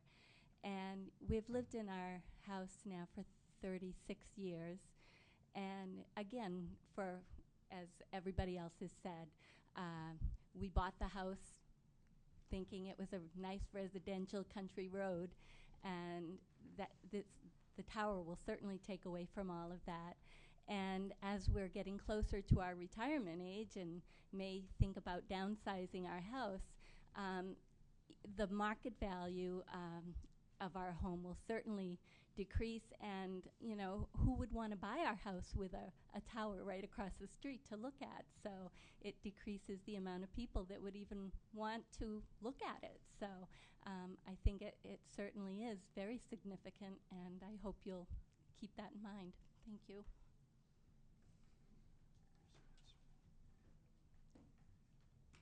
Have you been sworn in, sir? No. I'm going to tell the truth, the whole truth, so help you God?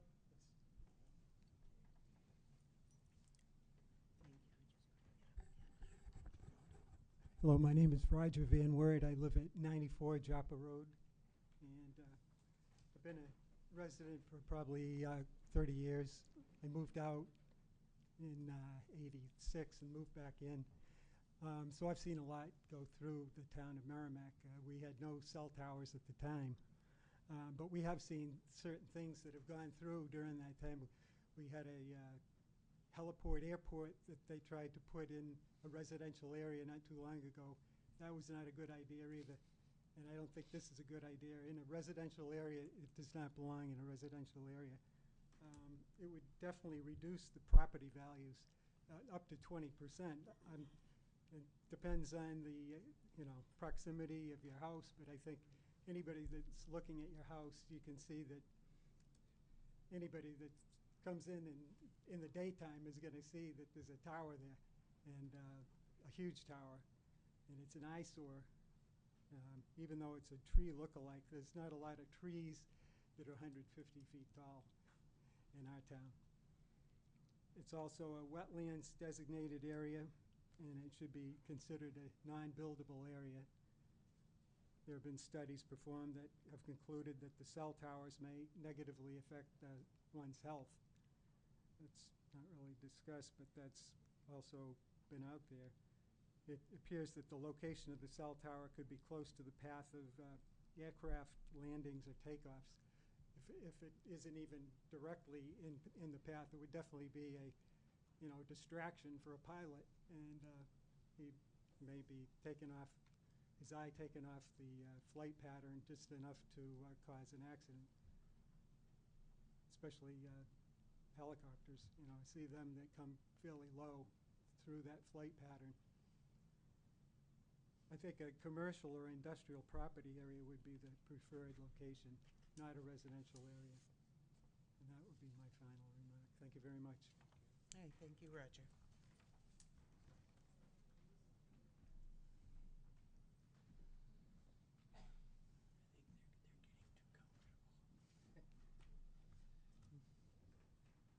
My name is Kenneth Page, 6 Redwood Drive. We've lived there for coming up on 47 years. And back then, half of the houses in our area weren't even there then, and it's developed in a beautiful residential area. And I concur with everything that's been said this evening, with everybody being against it. Our backyard looks right out on the proposed cell tower. We'll be able to see it clearly a little bit in the summertime with all the leaves, but all winter long, definitely see this store thumb sticking up in the air. And I'm definitely against it. Thank you. All right, thank you. Okay, final call for anyone who wants to speak for the first time. Have you been sworn in, sir? No, it's okay. I need the exercise. You tell the truth, the whole truth, so help you God? I'll get it at the bottom. Name's Paul Fulling. I live at 116 Joppa Road. I concur with everybody that's opposed to it. They've said pretty much everything, especially my wife, which I have to agree with. I'm sorry, sir. Your name again, please? Pardon? Your name again, please? Paul Fulling.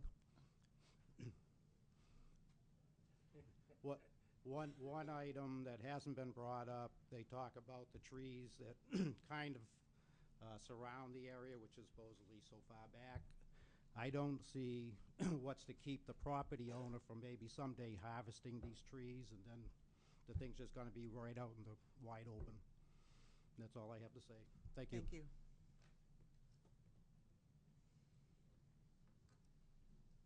Okay, last call. Anyone who wants to speak for the first time? All right, anyone who wants to speak again, please.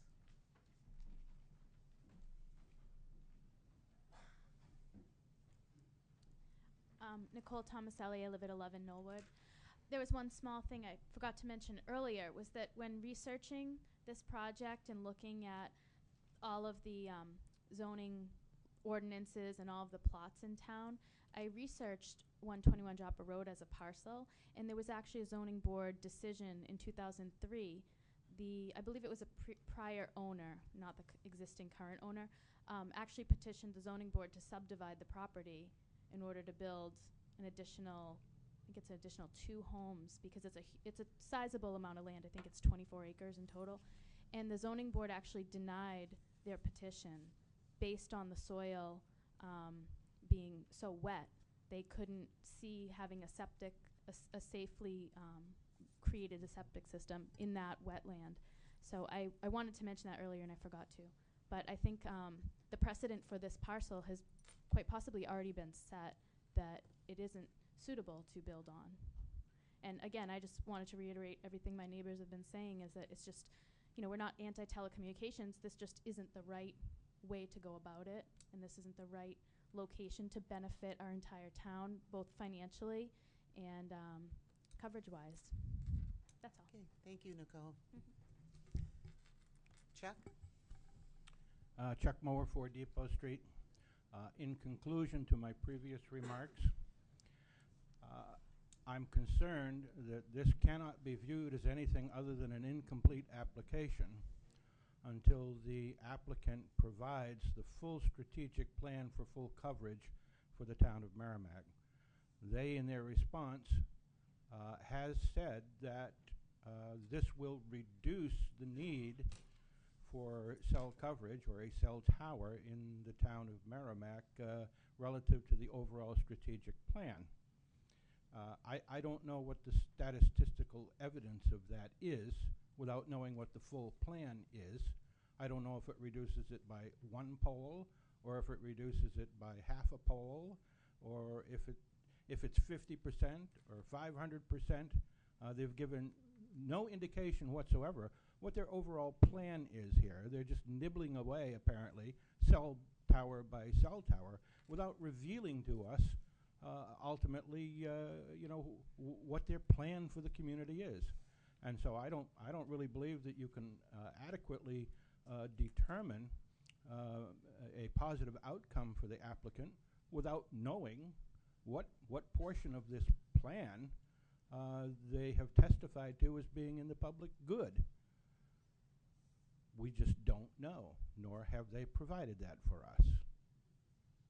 I'm just looking for a statistical answer. I want to know what their ultimate plan for coverage is in Merrimack before we embark upon cell phone tower by cell phone tower by cell phone tower. Thank you. Chuck, just to let you know, we as the ZBA cannot look into the future and make a decision of what's going to happen in the future. What we vote on is here and now. I'm simply saying that the applicant themselves testified that it would reduce the overall need for cell towers in the town of Merrimack, but they have not quantified that for us. Okay, well, you can't make a claim that there will be a public good without quantifying what it is. Okay, thank you. Michael Thompson, 99 Joppa Road again. I just wanted to bring to the attention, I don't think that this is going to be an issue, however, since we're having the discussion tonight. However, FCC ruling 09-99 issued on November 18th, 2009 states that zoning authorities need to decide within the 150 days of receiving the application or it goes forward. I don't think, again, that's going to be an issue, but just wanted to bring that to the attention and to the public record. Additionally, there was a statement tonight by an individual in regards to the personal cell repeaters or the microcells that people can buy for the houses. I just want to state as a fact, I actually had a neighbor that was about 500 feet away from me, and I could actually pick up their cell repeater from their house, and I'd have 3 bars. So that's a quite substantial coverage area for those. And just thank you, everybody, for your service to the town. Appreciate it. Thank you. All right. Does anyone else want to speak for a second turn?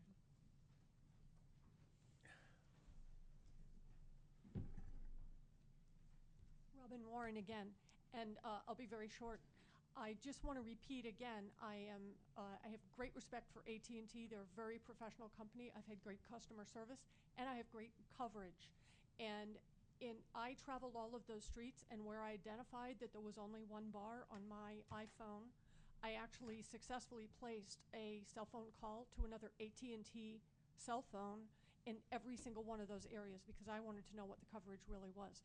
So I would still maintain that the significant coverage gap that the application contends is not supported by the data, and that this would not be a benefit to community development for our neighborhood. Thank you. Thank you.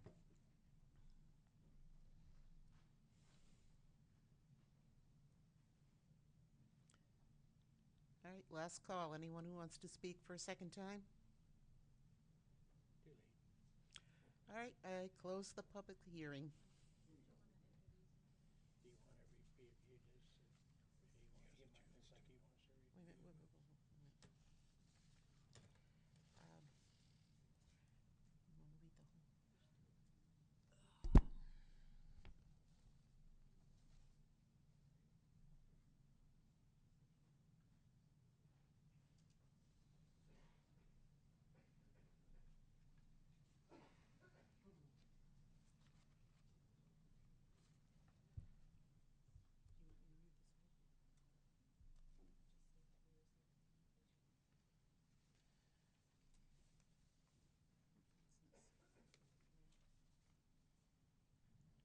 All right, bear with me for just a moment. I just received this.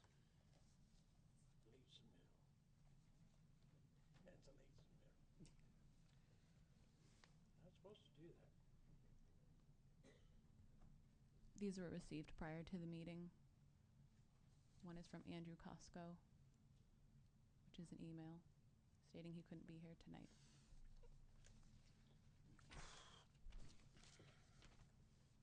All right, if I'm correct, this is the petition online called Change. Yep.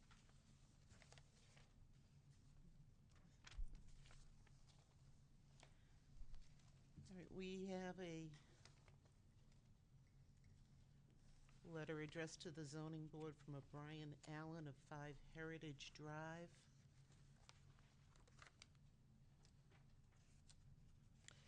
Who is against the cell tower. And a communication from an Andrew Costco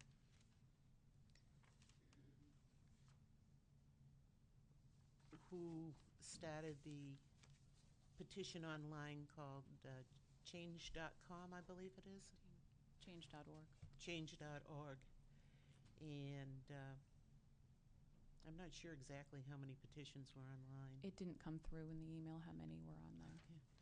And again, he and the change.com or .org. Gotta learn that one. Okay, thank you. He and, I guess it's 159 people joined this change.org and are against the cell tower.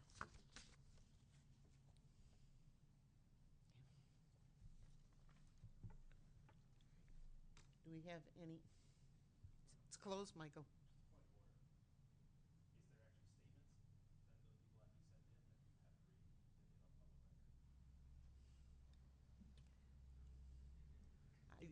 I don't have to read them. They came in via email.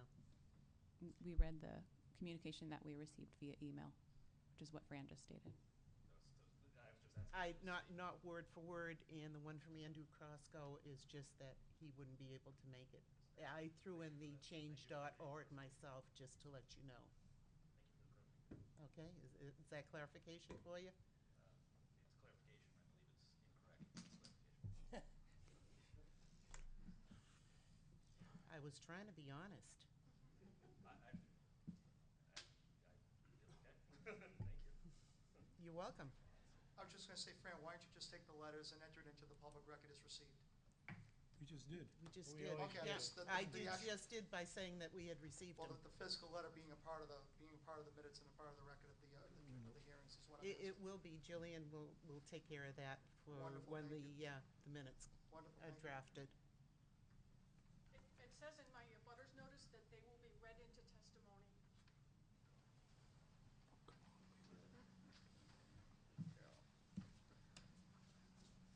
Let me see, may I?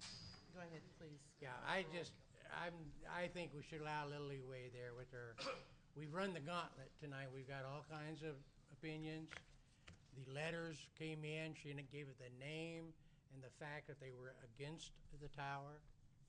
And I want to move this along. We're running out of space here. As I said, the 159 names are not in the communications. I knew there was a number of them online, and someone did, thank you, told me there was 159, and that's what I'm going by. And like I said, change.org was not in there. I put that in there so you'd know that there was a petition online. And we've seen that long list of people that signed that letter.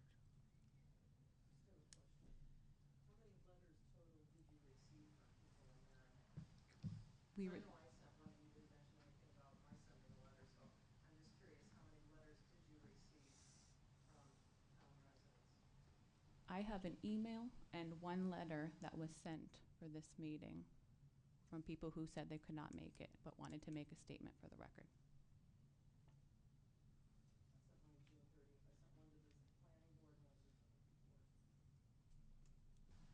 Excuse me, I want to follow up on this.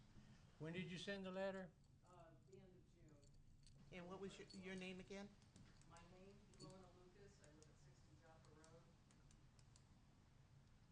Julie, would you check into that, please?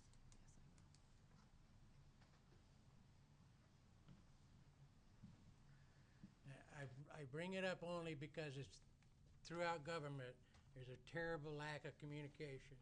We suffer from that here just like everybody else.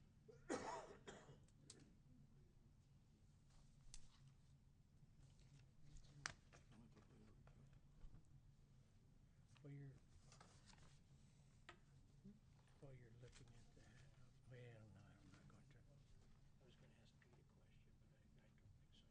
I was going to ask Pete a question, but I don't think so. Okay. All right, board discussion. Does anybody have any comments or questions to the petitioner now? Petitioner wanted to make a rebuttal. You did want to make a rebuttal? I think. I did, and the only reason I didn't raise my hand was because does anyone else want to speak? Because I assumed you meant public, and I didn't want to take Right, from that's, the public. do you have a rebuttal? I do. A number of points I want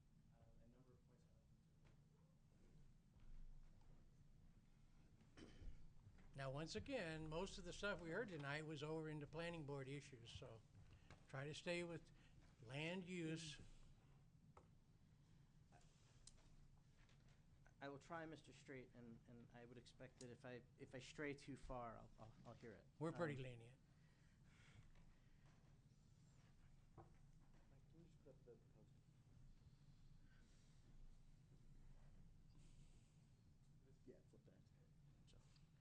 So, again, this is what Mike is showing is in your packet already, and it was just the proposed coverage from the facility so that people understand what the proposal is covering aside from what we've enumerated. We did have a pictorial for you.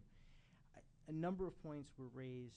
I will try and address them, the ones I think need to be addressed quickly. A couple times, what are referred to as microcells or femtocells were raised as alternatives and said, look, if you particularly have a problem, go out, get one of those, that solves your problem. There's a Ninth Circuit case that says quite clearly that those kinds of technologies that a person can go out and obtain for themselves, while a benefit to that particular consumer, are not an appropriate alternative, and they are an alternate technology, and are not an appropriate alternative to a proposed site, such as this one that's called the macro site that provides the broad geographic base of coverage. So those individualized solutions, while available to solve someone's particular problem, don't solve the greater problem as a whole. is demonstrated in the radio frequency report provided by Mr. Lawton. It's again in the application package. This isn't new information. Approximately 3,500 people, or 10% of the population of Merrimack, is included within the coverage gap that AT&T has identified in its network. That includes approximately, that's the additional new coverage that would be provided. Those are the folks inside the coverage footprint on that map that would have now have adequate service for AT&T. Represents approximately 3.13 square miles of new coverage for AT&T. I want to be very clear about AT&T's business model. AT&T is not a tower developer. And I don't want to disparage tower developers. They play a tremendous role in wireless communications development, and they are a wonderful partner. But if someone is going to levy an accusation that the only reason they're proposing a tower is because they want to profit from the revenue, that is not AT&T's business model. AT&T's business model is to provide wireless communications coverage to its subscribers that want it in the areas they want it. If a tower, if AT&T proposes not just this tower but any tower, if that tower were going to be a single-purpose tower, meaning only AT&T would be on it, and AT&T would expect to see no revenue from it in the future other than the provision of service, but no co-location revenue from additional leases, from additional carriers utilizing the tower, AT&T would still build this tower. I want to be very clear about that because it is not part of AT&T. It is a benefit, but it's also a requirement, and it's also something that, from a land use planning perspective, and I want to be clear about what I've said, what I said is it reduces the likelihood of a new tower, meaning that if Okay, AT&T... let me interrupt you. Okay. I know what you're saying, and I know why you need to say it, but we can only deal with, is this proper land use? We can't factor in your business model and all those good things. So try to stick with just the zoning board. Yeah, but the point's well taken. I think in context, though, this is a land use issue in that the use being proposed is to provide coverage to the significant gap in coverage. And to the extent that the argument is it's not, and it's really something else that you should factor in, I wanted to be quite clear about that. Disagree. I disagree. That's a planning board issue, not a zoning board issue. Excuse me, I must apologize, but I have to leave. I don't want to be rude to you. But if I don't go, I ain't going to be here long. So, excuse me. Are you leaving permanently, or are we just taking a recess? He'll be No, back. I'm not taking a recess. I'm leaving right now, but I want to be rude and leave while you're talking. I just want to let you know that I'm He's going to leave the room for a few for a moments. few minutes. I don't know if you get. In other words, break time. You want to take a 5-minute recess? Give him time? Oh, I'm No, I sorry. want to vote just as soon as Tony gets back. Well, that's what I'm saying. Wait till Tony gets back. Yeah. I think I need to suspend then until he returns. Yeah, Sure, well, go yeah, ahead. Why don't we wait?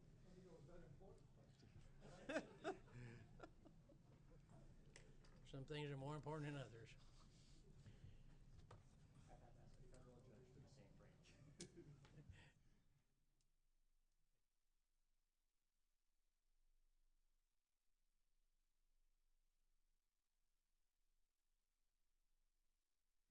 We're just going to sort of take a 5-minute So then we recess, do a break. so We till will take a Tony break. comes back. 5 minutes.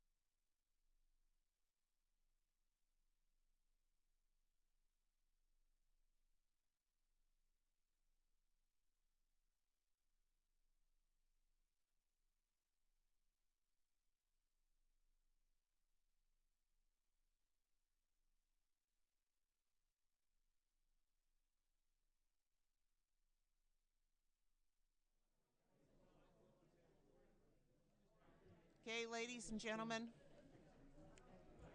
could I have some quiet, please? Ladies and gentlemen, could we have quiet, please? Our 5-minute break is done. I'm back. He's back. Okay, you can proceed now. Thank you. Thank Welcome you. back, Mr. Pellegrino. The short break helped me to kind of reduce the number of comments left, so I can be fairly short and wrap up for you. Again, going towards appropriateness, we heard a couple times tonight some concerns about flight path. AT&T, as are all carriers, is required to comply with FAA regulations as well. We have tools available to us to run compliance checks, and those compliance checks have demonstrated, and there's a copy of one of them in your packet, that the facility would not need to be marked or lit, doesn't require registration with the FAA. And so in terms of the concerns of lighting, which certainly do go to appropriateness, the facility would not need to be marked or lit for FAA purposes.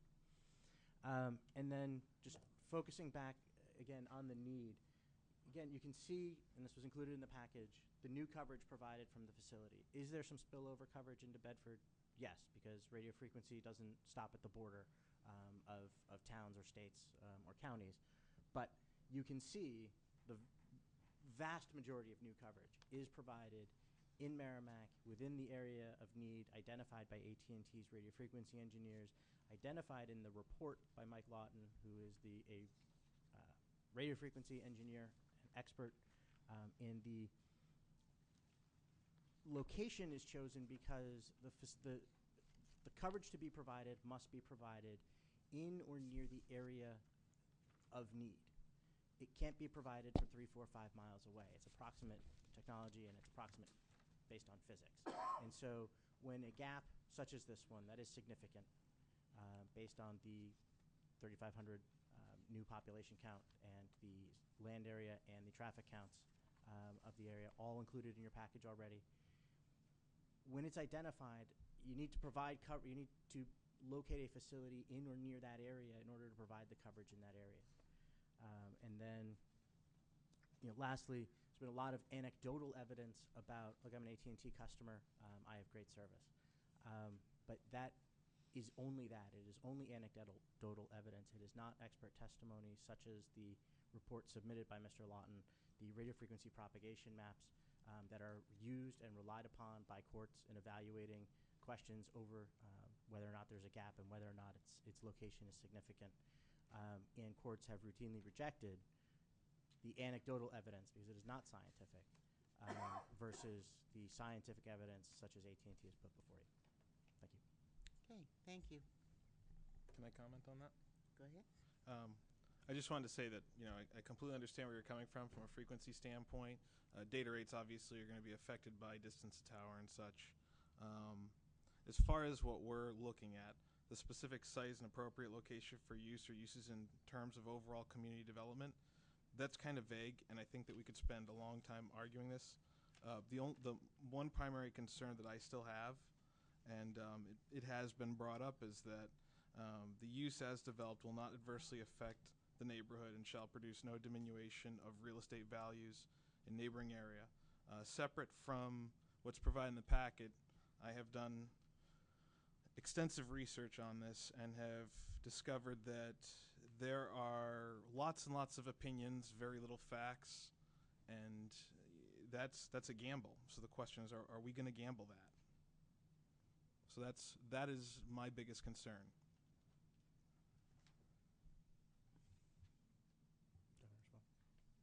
All right. Is there any other member that would like to make a comment or question? You? All right. Go ahead, Tony. On the site that you perceive that you want to put this tower on, have you ever checked the ground or the property? If the ground is solid enough for such a application that you want to build? Final geological testing is done of soils is done in preparation for the final tower and foundation design, which is typically only done after approval because it can be invasive. Please. That's normal. Okay. I was just wondering if it's normal normal, but I was just wondering if you did it before, just to verify your... Again, that would be a planning board, you know. Again, I went out of the line. That is a planning board problem, not ours. I was just curious, that's all. Thank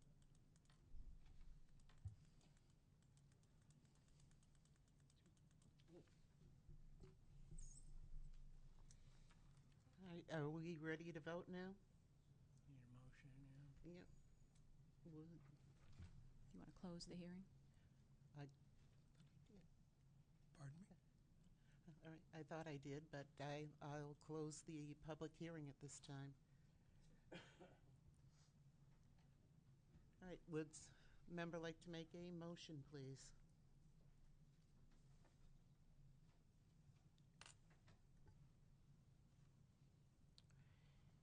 Yes, and agenda item number 3, the singular wireless spatial exception request for a tower.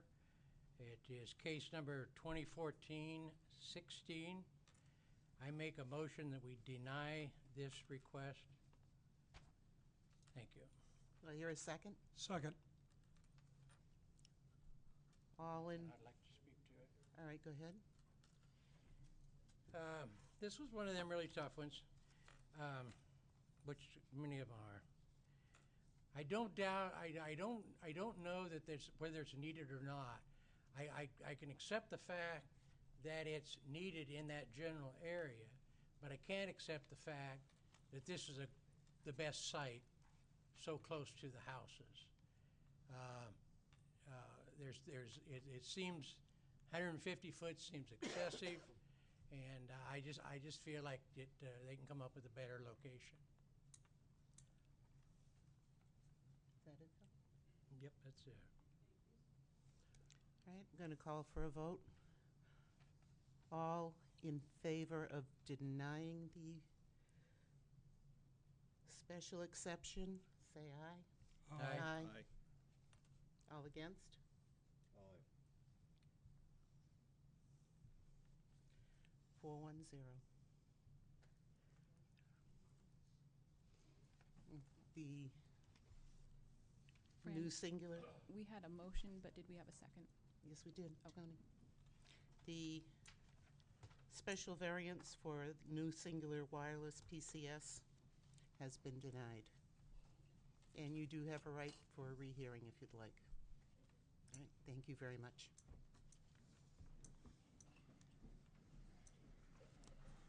I thought there was a water buffalo. I thought it was a water buffalo downstairs. No, I think they took it out when they Yeah, I'm redid not it. intimidated. I'm My not mouth is intimidated by the big dying. crowd. I'm kind of happy they all showed up and got involved in the government. I'm sorry, I didn't hear you. He's gone. Oh, yes. Okay, move out, please. Thank you. Good night. We have several more to do here. Please step outside. Excuse me.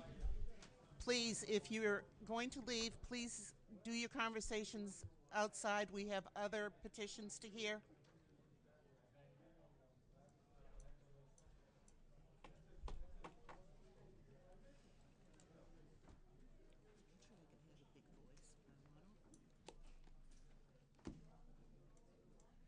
My mouth is killing me. I need some water. Yeah, nobody has any water. You're going to really need to go right into the points of order. Yeah. And nothing else. We've had that, yeah. Okay, and Nothing else. number 13, Pacheco, has been moved to next month. Yeah, I will. I just want to put it here. I wonder if Jason has any water in there. You can ask him, but I don't think there's a sink or anything in No, there. I mean a bottle of water. Yeah, I'm kind of thirsty too. What the hell is going on? Is there a soda machine or water or something downstairs? Wait, oh, but it's way in, yeah, it's way downstairs. These guys are so thirsty. Okay, Nick, choose your. I'm gonna have Tony in for the vote. Well, you can call her up. Oh, for a vote. Yeah, Pacheco, we gotta, table Pacheco to 27. Oh, we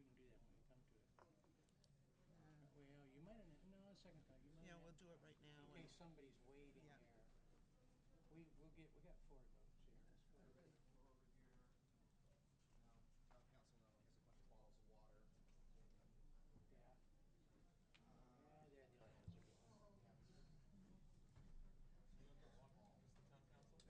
What, the town council gets water. I don't think, yeah. we don't need Tony, he's looking for water.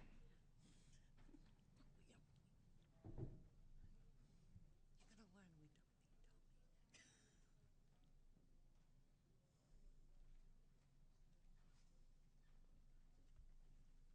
Supposed to bring that with you, Tony. I'm sorry.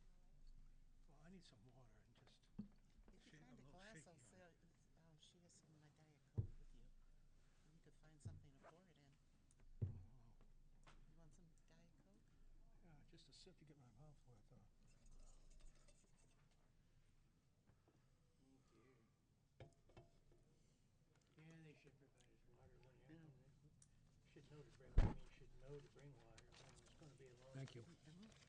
I'm all set now. Okay. All right, we're going to go out of order just for a moment here. Our item 13, Sean Pacheco Professional Martial Arts Academy. Petition for a special exception. He is asked to be moved to next month, 8/27/14. So moved. Second. All in favor, say aye. Aye. All set on that? All right, our next petitioner is Thomas and Kathleen Benoit, petitioners and owners, asking for a variance under section 3.02A of the zoning ordinance to permit the construction of a single-family residence on an existing lot with 20 feet of frontage, whereas 250 feet is required. The parcel is located on Woodbine Lane in the residential district. Tax map 6B, lot 186. Case number 2014-24. We ask that you go right into the points of law. Okay, and you are Thomas Benoit? Actually, no. Good evening. My name is Joseph Maynard. I'm from Benchmark Engineering. Okay. I represent the boards who are here tonight in the audience with me. I am speaking, but it didn't come on. All right, is your green light on your mic bright green? See if the light gets brighter. If it gets brighter. Oh, it gets brighter. Okay. Sorry about that. All right, if you would go right into the points of law, please. Sure.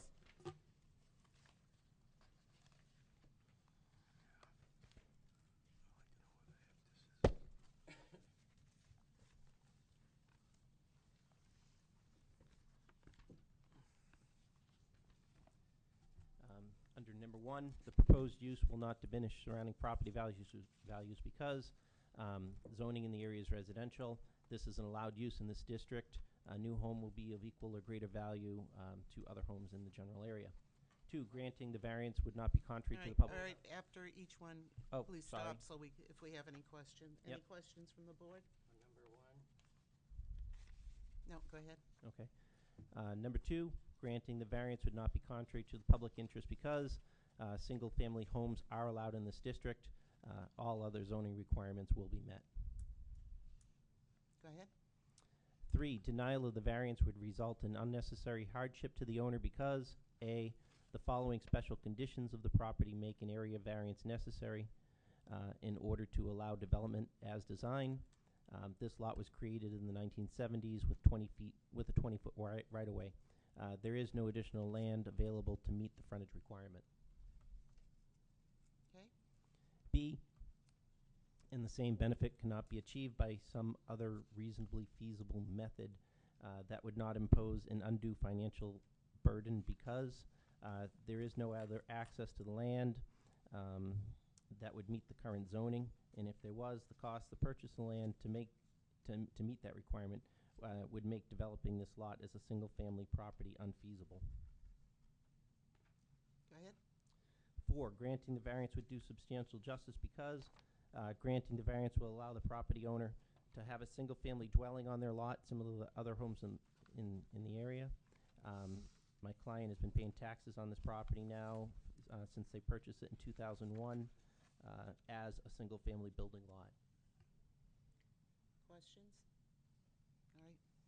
And 5, the use is not contrary to the spirit of the ordinance because single-family homes are allowed in this area. Property only needs relief from the frontage requirement. All other portions of the ordinance will be met. Questions? Yeah, where is it? Well, that's a good question for you. You were driving. Okay, I was driving. How can I put this? Where is it exactly? Where is it exactly? Where is the right-of-way? No, where is the land? The land is behind the house at 15 Woodbine Lane. What it was right. it was a recreational parcel created as part of a 1970 subdivision. The courts ultimately gave those parcels back. My client acquired it when they purchased their home at 15 Woodbine, and the right-of-way is in existence today to the right of their existing home. That's where I thought it was. I went up and down twice. Mhm.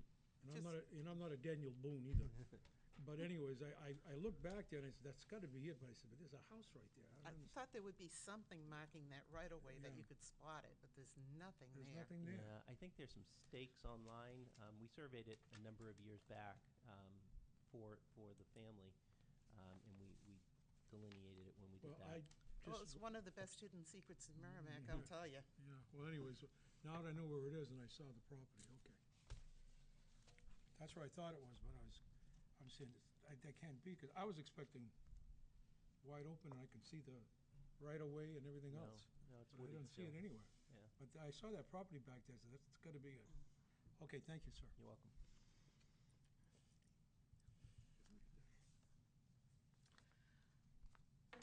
Lenny? Question. We have the declaration of covenants that go with these properties. And I'm confused where I don't see any evidence of how this property became private property instead of part of the land covered underneath the covenant. Was the association never formed? Did it disband? A couple things happened. The association was never formed that I could find on record anywhere. The second aspect of it was there was a New Hampshire Supreme Court case, or a number of them in the late 1970s, early 1980s, that ruled that it was a taking by the boards who were requiring these open space parcels, and therefore they were actually granted back to the original developer if they were still intact or in place. If there was an association formed, it would have been granted to the association, and the association would have paid taxes on it, and so forth. Those things didn't happen because, again, we couldn't find an association formed. Subsequently what happened was the town of Merrimack took it for taxes, and then when Merrimack sold it at, I don't know the process that the town has, they sold it, someone acquired it, who I think happened to be the previous owner of the property. And when my client purchased the home, they purchased that also in 2001. And since 2001, they paid almost $40,000 in taxes since 2001 on that piece of property. So it's roughly $300 to $4,500 a year in taxes on that as a building lot is what its pretty much appraised value has been. We reviewed this with counsel. We had an attorney come in, review title for us, review all of these documents before we even went to go to this process. And their take on the whole thing was we have clear title to the property. We can move forward with this. They felt that the association was defunct. It wasn't in any standing. Therefore, the documents didn't apply. Okay, Lenny? Okay, but we cannot consider the covenant. We can only consider the ordinance on this.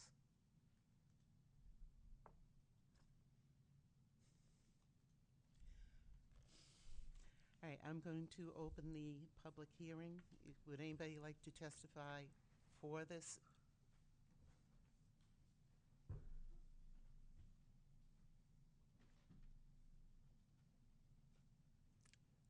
Does anyone want to testify against it?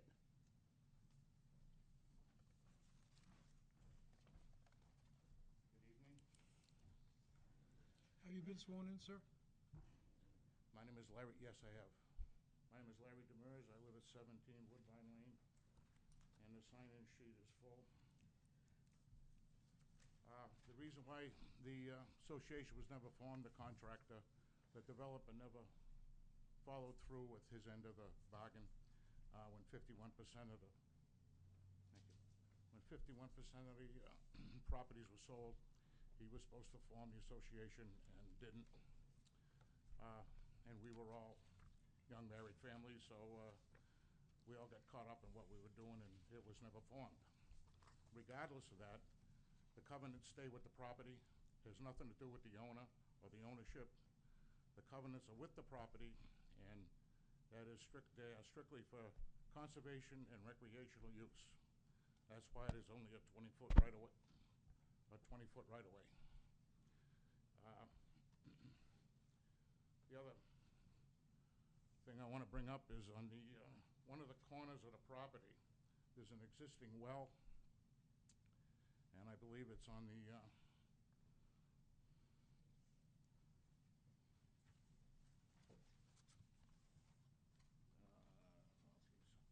southwest corner of the existing house lot, and DES wants 75 feet of between a well and a property line. Granted, these are existing conditions, and that well is only about maybe 20 feet from the right-of-way, and if a house lot is granted and a driveway is put in, that well could very well get contaminated, being that close to a driveway with salt and everything else that that can happen. And then the other thing is the wildlife. We have Larry, could I just ask you a question real quick? Hi, how you doing? Fine, you? That well, now is that something that the association put in? No, no, that well is a town well? That's no, that well feeds Mr. Benoit's house, existing house. Oh, okay, all right, thank right. you. I just wanted clarification on that. Yeah, and it's not a concern to them because I believe they're putting a house on the market, so that'll, but the next owner, something to worry about. But anyway, like I was saying about the wildlife,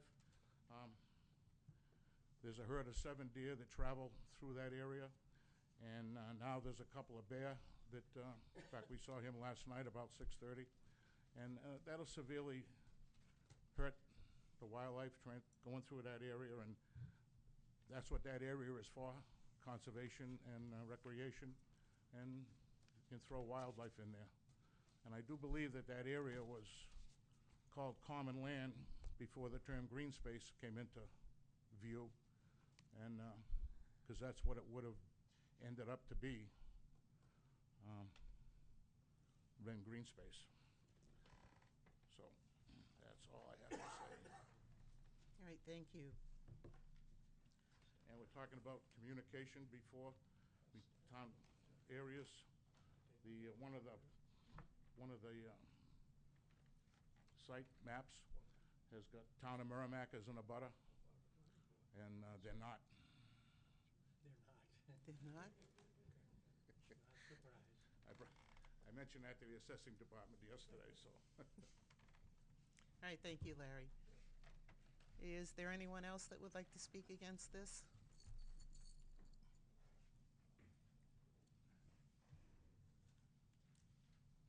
Good evening. My name is Lou Yelgin. I live at 10 Woodbine Lane. I've lived there for 30 years. We moved to Merrimack because it was a quiet residential neighborhood. We raised our daughter here. She just graduated from high school here, and number 5 in her class, and is off to college. So the reason I bring that up is that Woodbine Lane is a quiet residential area where people walk, where children play in the street. The insertion of this home, without the proper frontage, without the 250 feet frontage, which is what is required by the zoning ordinance, would create a hidden driveway. As you saw when you walked by the property, I mean, there's two homes right next to each other, and then there's this little 20-foot space where a driveway would go, which would lead up up to the home, which is behind all the other homes there on Woodbine Lane. I believe, and the abutters who signed the document that should be part of the record there, is that the creation of this hidden driveway in order to shove this home into the property that's behind all the other property would create a safety hazard for the people walking, playing in the street, walking their dogs, in essence living the American dream, which is why we all moved into this quiet residential neighborhood. I mean, there's a reason that the 250-foot frontage was created, and it was created to provide quiet residential space for its owners. So I do not believe that granting the variance is in the public interest. It's contrary to the public interest.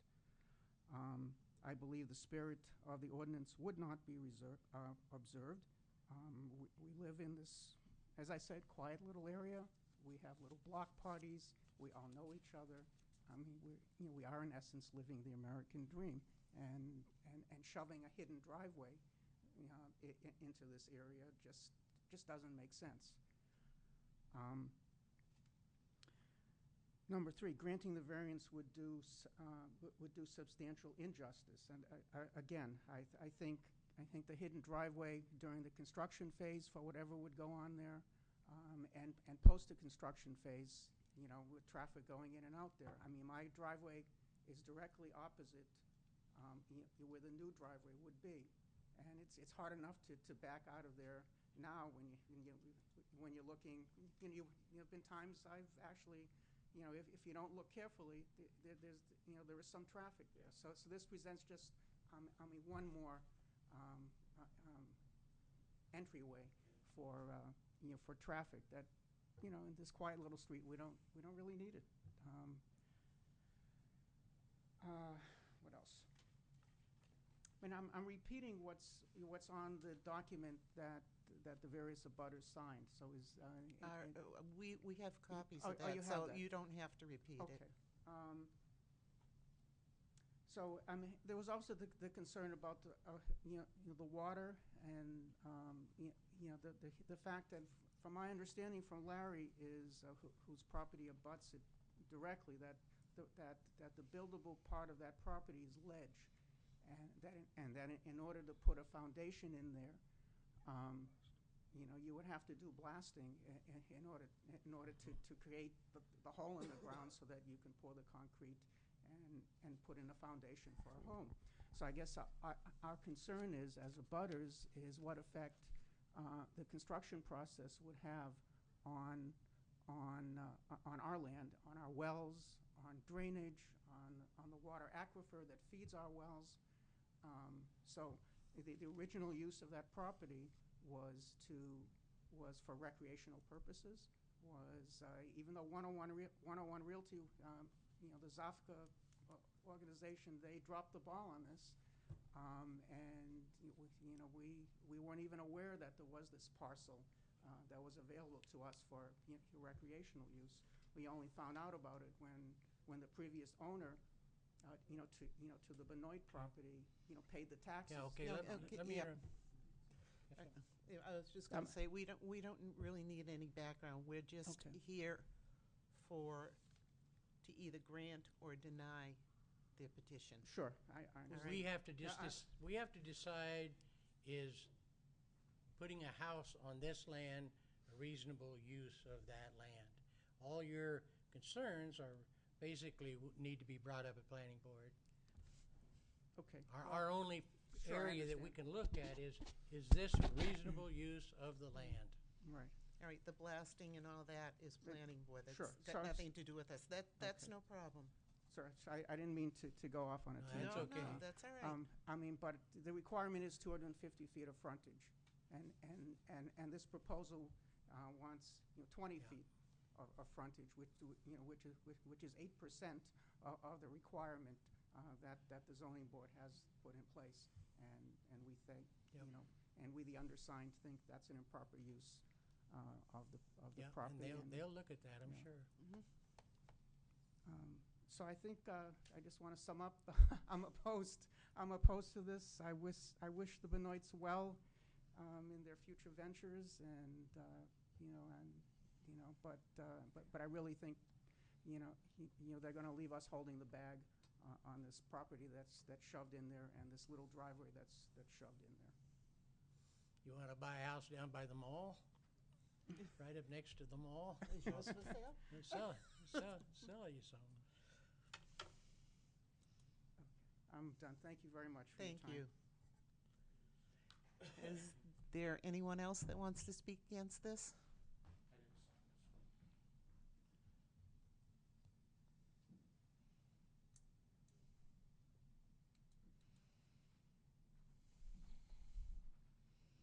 Are you speaking against it? Raise your right hand, please. You tell the whole truth and what the truth, so help you God. Hi. This is a first. Okay, and sign in, please, also.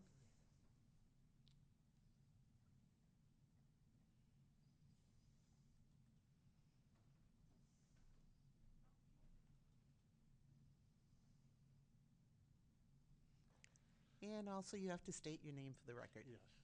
Hi, my name is Gordon Hollis, Hollis. I live at 19 Profile of a Drive, Merrimack, and where they are going to build the house is in back of my other property up on the hill. And I'm opposed of it because I feel that they're going to cut down all the trees, and this beautiful woods that I've lived in for the past of 21 years is going to now have a house. And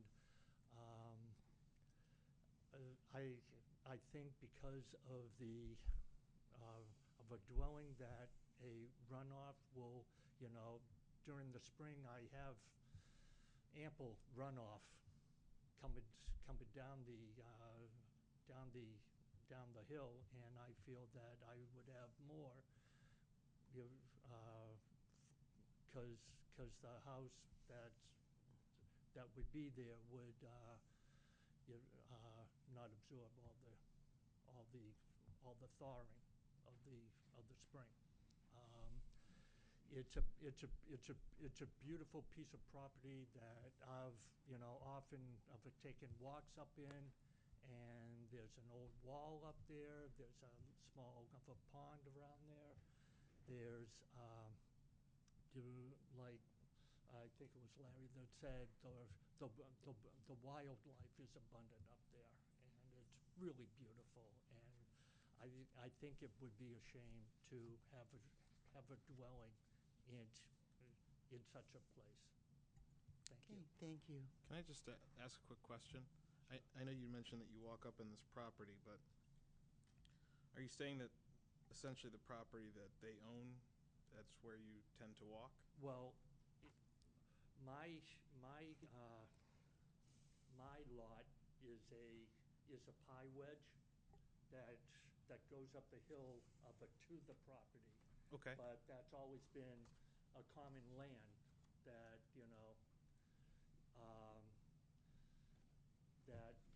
there's a tree farm right beside it that goes out to Mitchell Street. Okay.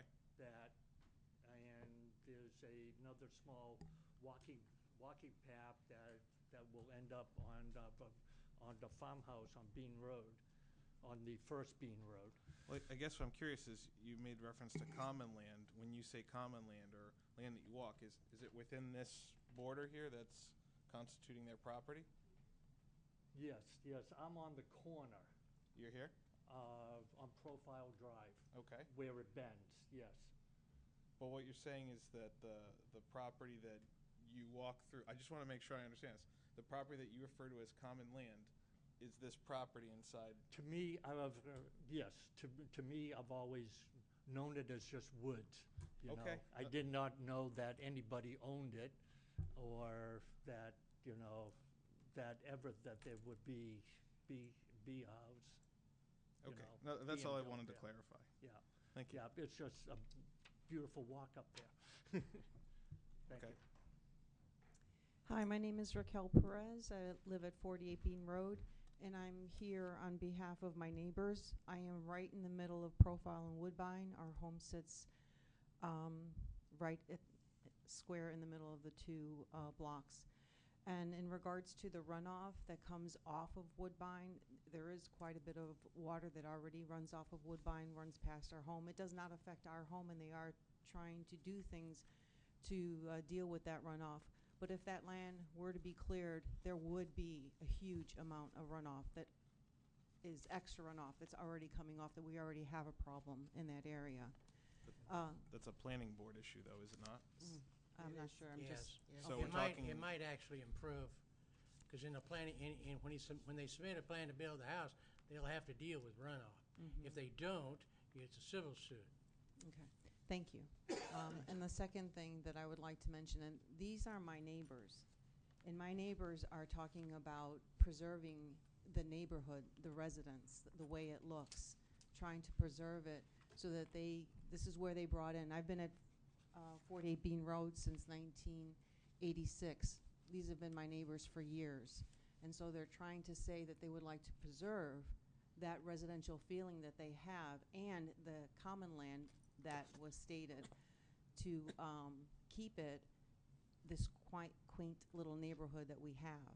I'm And still so confused why common land is being used. If it's property that's owned by somebody, how is it common? It was common land before the taxes were not paid on it. That's the point. At this point, you still believe that it's common land, but it is owned by someone, so it's not common land anymore. Yes, you're absolutely right. So yes, it is not common land anymore. Right. And the story and how that land became uncommon is something that's in the history. All I'm saying is that there have been things that have happened for that to become uncommon land. Now it is private land. And so there is a history there, and just things that are going on or that have gone on in the history of that community. I'm here to say, let's continue to preserve whatever we have left of our quaint little neighborhood. All right, thank you. Hey, is there anyone else that wishes to testify? Come to the mic, please. While she's coming up and signing in, I'd just like to make the point, understand your concerns. We've dealt with that, we deal with that every meeting. But the person that owns the land also has a right to develop something. And when zoning boards throughout New Hampshire typically go against the landowner, the courts will more than likely go with the landowner, because he has a right, even though you don't like it, he has a right to develop and do something with the land he owns. We can certainly understand that. I don't like it. I'm Sherry Nassauer. My question, I spent quite a bit of time looking online at the zoning ordinances and the frontage and the references to soil and all of that. And I was not able to find any place, and I actually did come to the zoning office as well and ask this question, but wasn't really able to find out what is in order to respond to this appropriately, I thought what I needed to know was what was the reason and what is still the reason behind requiring the 250-foot frontage. And based on that, I would make my response, but I wasn't able to find that. My So could you feeling and answer- what yeah. people have told me that's been here longer than I, well, Lenny could speak to this better than I. But what I've told, typically the 200-foot spacing has to do with how the tightness of the soil and how that relates to a septic system. Okay. Not so much frontage, to spread it out, because these houses will be spread out back away, but the frontage is, when the whole town was septic system, Right. they wanted nice big lots so Yeah. they would function without getting into the neighbor's well. Mm-hmm. Okay. I believe you have something submitted from the adjacent neighbor as well, who's concerned about his well with this property and the building there. And again, this is planning board issues based on what you've said, but I mean, I know that when work was done on putting in the water system along Woodbine, one of the people on the other end of Profile Drive, who'd never had a problem with water previously, had a completely flooded basement. So, Oh, yeah. you know, there are those issues, and then it's like, well, there's the drain. I mean, our driveway has been flooded many times in the winter, different times. We've had it regraded now, so that should be less of an issue. And my primary concern, and again, this is not zoning, but with a 20-foot driveway, our driveway is directly across from the adjacent neighbor. The 20-foot driveway is at most 20 feet away from his driveway, and our next door neighbor has part of their driveway coming out pretty close to ours as well. So I'm thinking, you know, I've got to look in 3 different directions plus my usual left and right, and by the time I'm done with it, I've got to start over again. I mean, in the winter when there's these snow piles that you can barely, you know, you have to creep out, and then I've got to look in 3 different driveways. I think that's a safety issue, and I know it's not a zoning issue, but for me, it's like, if there's only 20 feet, you're not, when I think about the 200, 250-foot frontage, you can see for a long way ahead when someone's backing out, because you can see when they're moving the car from the house or the garage or whatever. But with this really long driveway, I don't believe one will see a car until they're almost there. So I think that even though it may not be part of zoning, it's certainly a safety concern. It's a safety concern of mine. And again, there's the other issues with drainage and water, where I've seen, you know, you don't know what's going to happen when you either blast or build or whatever. And again, Well, it's not zoning. Again, yeah. It's not zoning. So is there any other, I mean, I really felt the way to respond was to find out why, you know, that's the zoning. And in order to, you know, if it's, I mean, I thought the 250 feet frontage was related to the type of, you know, neighborhood and town that Merrimack wanted to have. And But I think it was spawned by septic tank. So you had plenty, a large field for septic tank. Is something that I've been told over and over. So. Okay. Okay, Well, I mean- when I moved in, the septic tanks were in the front of the house with the leach fields, Oh, okay. all right? We were very lucky, we never had a problem. But, you know, we have, I'm not sure if we have 250 feet either. Yeah, But well, we moved in there's a range. 71, so, you know, the town codes change, and they change all the time. Right. So, Yeah, I saw there were You know- differences according to the type of soil and all of that, but I kind of lost my thought of what else there was. I mean, we have our well in front, and so, you know, and the septic in the back, and, you know, there are most of the people, I believe most of the people on the street still have wells and septic, Yeah. and have concerns in that regard. So, and mostly it's for me, the 20 feet is just not adequate in terms of safety. So okay, that's- thank you. Yeah, if I may give you my take real quick on that, when I first looked at such an oddball shaped lot. Now, first of all, our problem here usually is the Merrimack's got all kinds of irregular lots. And it occurred to me that this lot was designed this way with that 20-foot spike going up to the road. It was designed so somebody would have access to develop this 7 acres back here.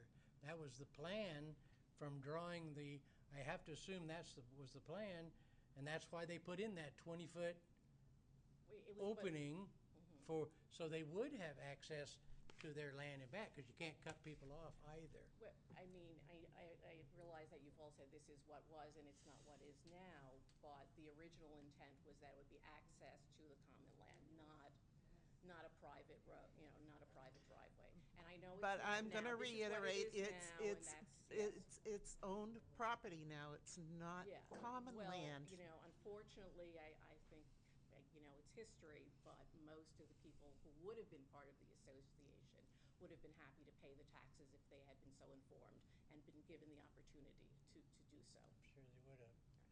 We All right, all thank moved you. here for the rural quality. Excuse me? I said, I agree, that we all moved here because we like the rural quality.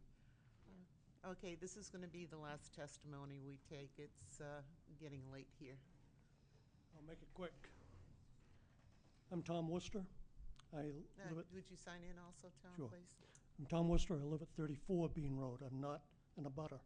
However, I've lived there for 30-some-odd years. I'm one of the original owners and residents in the area. And in my deed, there is reference to this so-called common land. I've never received notification that it was ever sold to anybody.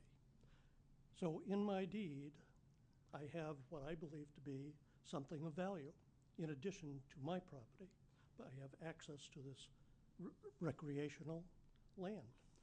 Now, if all of a sudden a house lot goes on there, all of a sudden it's taken value for my property, for my deed. And originally, we questioned what that property was intended for. Prior to 1970, when the development was going in, common land was required for house lots or developments of a certain size. This was one of them. And that's why, and it was basically non-buildable land by the developer because it's all ledge. It's crap. So, anyways, That's a great argument for planning board.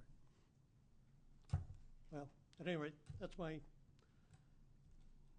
how I feel about it, and I fully believe that it's taking value from my property. Thank you. All right, and I have a letter here from the concerned citizens and abutters to 13 Woodbine Lane.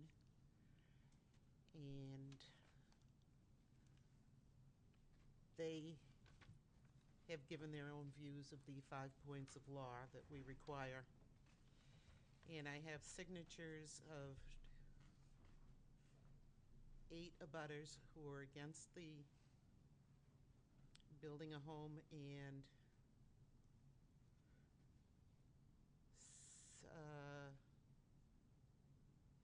8 concerned neighbors who are against it also. If that would be put into the minutes. So I'm going to close the public hearing at this time. And any comments or remarks from the board? So,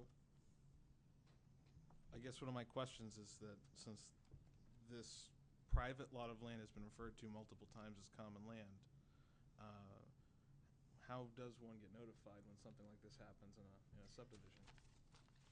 I believe if a piece of property, whether it be a house or just land, or a house and land, is sold, I'm assuming that since the town took this over, it went up for probably auction.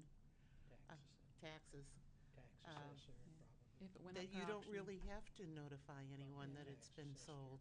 the auction would have been noticed, but it would have been within all the other properties that were up for But sale. any of the town auctions have to be posted in the newspaper, would be on Channel 20. See, hang on. And I believe, was it newspaper? And then posted in different areas of town on bulletin boards, so you would see it. So something like this, going from common to private, that would have been public information? Yep. Then that's all. I'm good with that. Thank you. In order for the town to sell it, in order for the town to have sold the land after taking it for taxes, it has to go to public auction. He's freaking out. And anybody in the world can bid on it and buy it. Then they own it.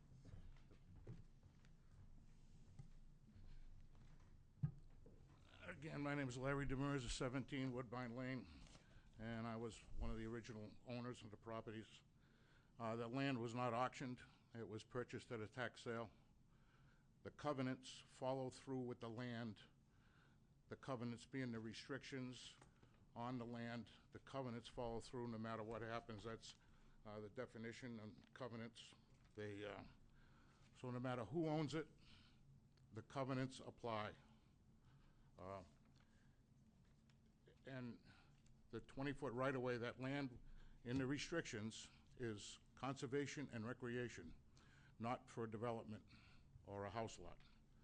That's what the 20-foot right-of-way is for everybody to use, to walk in there. I Larry, just want yeah, to make a reminder Julian, that the yes. covenants cannot be considered in your decision. This is based on the zoning Just the ordinance zoning. We're only. getting out of our realm. Yeah. Yeah, I We're just, supposed to decide, is that good use of the land to put a house there? That's our narrow Yeah. little focus. yeah, a court order would have to preclude the building of a house, which is also restricted. So, Right. The situation seems to me pretty simple. The association was never formed. Right. So anything that has to do with the covenants of the association are worthless because there's no association. And I understand what the gentleman is saying about his deed, and if that was an original, it would be there, but in a subsequent deed, that should have gone away. Because there is no association, there is no land, there are no covenants. You're absolutely right. It's, The covenants are not the concern. that's right. would you like to read the definition? Meaning, it's clear. Somebody should have formed an association. owns the land. Not my problem. No matter who owns it, the covenants still apply. It doesn't matter, U.S. government or any one of you, the covenants still apply. They don't disappear. And that's a 1939 Supreme Court decision. So, I know you don't have Larry, to vote please don't argue from, okay? All right, the public hearing is closed. And do I have a motion?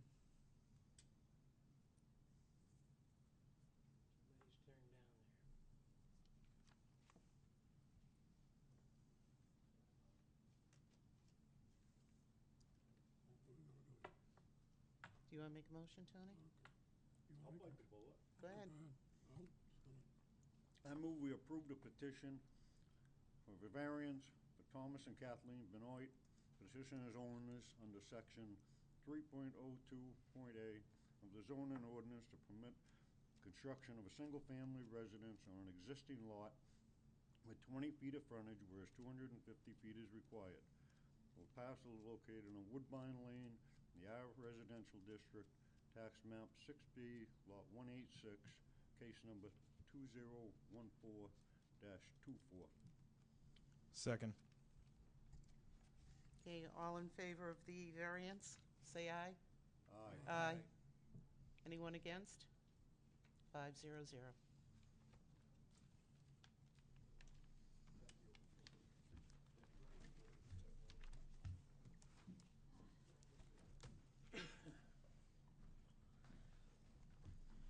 All right, the next item on the agenda is, Should we bring up the 30 days? was it, 30 days. you, Mr. and Mrs. Benoit, Staff can do it. you've 30 days before you do anything? Okay. Not really. At their own risk. Mm. Staff should be telling that on every issue. Okay. They don't remember.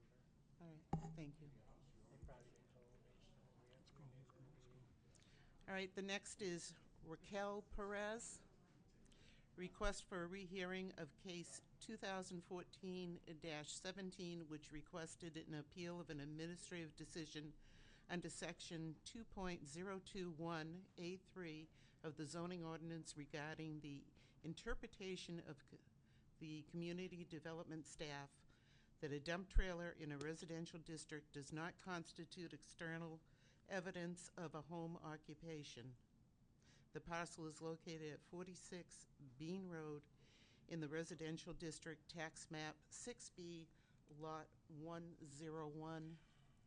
And I believe there's no number with that, but it should be 2014-25. Okay. All right, would anyone like to speak on this? We won't be taking testimony on this. This is No, just. That's right, that's We why can I'm speak among asking the ourselves. board ourselves, yep. Do we need to, or can we just vote? I want to make a point. Okay, I'm sorry. I think we need to, even though we went by what was happening at the time and denied it, the petitioner claims that there was evidence given to staff that was not given to the zoning board. And I think she has a right to, we have an obligation to follow up on that. If there's something that we didn't see, it may affect, a vote. I don't think so, but I'm not willing to do this. So I would hope that we would grant the rehearing. And also the petitioner, it's up to the petitioner to prove that we were not given all the items. You understand that?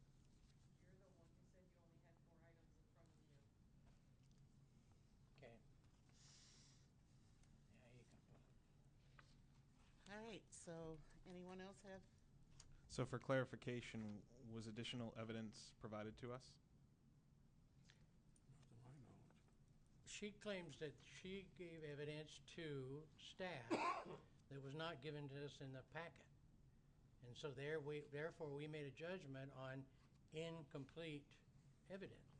So There's something missing. do we have it And now? I don't know. That's up to the petitioner to provide to staff and make sure staff gets it to us this time. So where are we? She is looking for a rehearing to prove Oh, so this is- her items over here under background and under the May meeting. Okay. We can't guess whether it's right or not. So my feeling is, I want to make a motion that we grant a rehearing on 2014-17. But it's case number 2014-25. Okay, yeah. Can I yeah. ask a question, Tony? Yes, go ahead, Lenny. What if we tabled it? Have staff look at what they have in their records and look at the package that we have that we were given for the meeting and compare the two and find out if there is evidence missing before we go through the whole rigmarole of another hearing.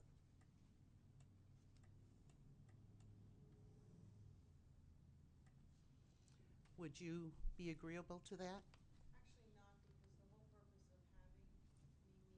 Hey, we can't hear. Thank you for asking me that, first of all. I would not be in agreement with that, only because I would like to specifically explain some of the pictures. There are quite a few of them, and I Okay. was, Okay, yes. please stop right there. Okay, thank you. It's just for the board to decide this. Yes. Yeah, I just wanted to know if you would have been agreeable to us conferring with community development before we went any further. I think for his suggestion, I think for Mr. Straight's recommendation is something that I would be very comfortable with, and I think would be a very fair thing to do. Okay, she agrees with you. Are you talking about Phil Strait or Lenny Worcester? Phil Strait, About the rehearing? yes, please. Okay, okay, I want to clarify that. You prefer it to have a rehearing? Yes, please. Go ahead with your motion.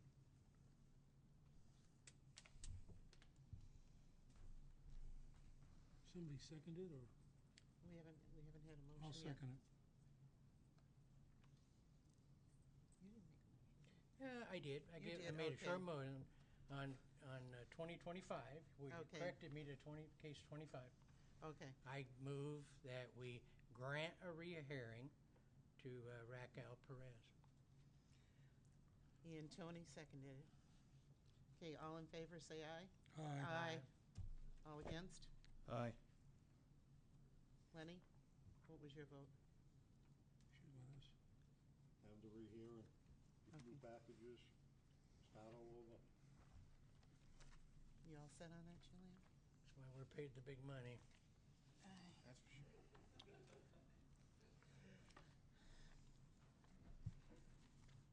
Okay, the next item on the agenda is Matthew King, the petitioner owner. He's looking for a special exception under section 2.02.2C of the zoning ordinance to allow a single-family dwelling a single-family residence in the C1 district.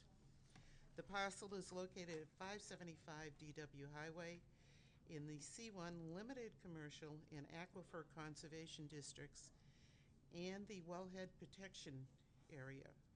Tax map 6D-1, lot 102, and case 2014-26. And you are Matthew King? I am, miss. Okay, Matthew, I'd like you to start off with the special exception that you filled out, the sheet you filled out there.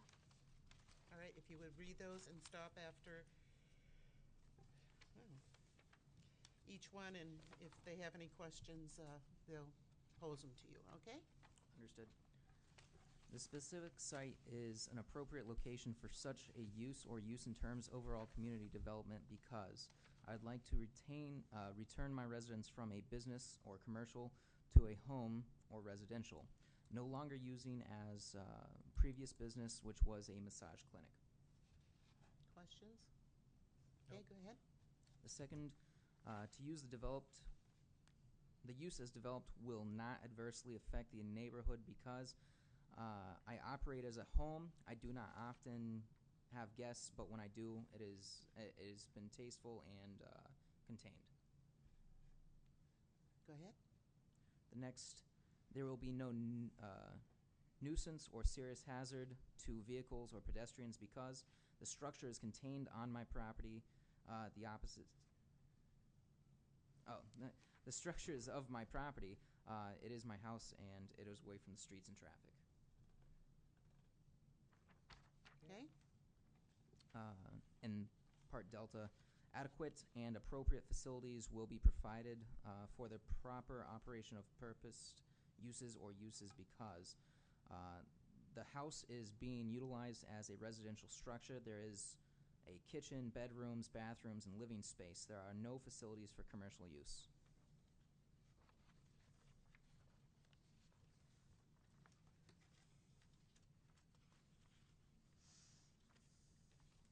Any questions at all of the petitioner? Okay, I'll open the public hearing. Is there anyone who'd like to testify for this special exception? Anyone who'd like to testify against it? Close the public hearing. Do I have a motion? Yes.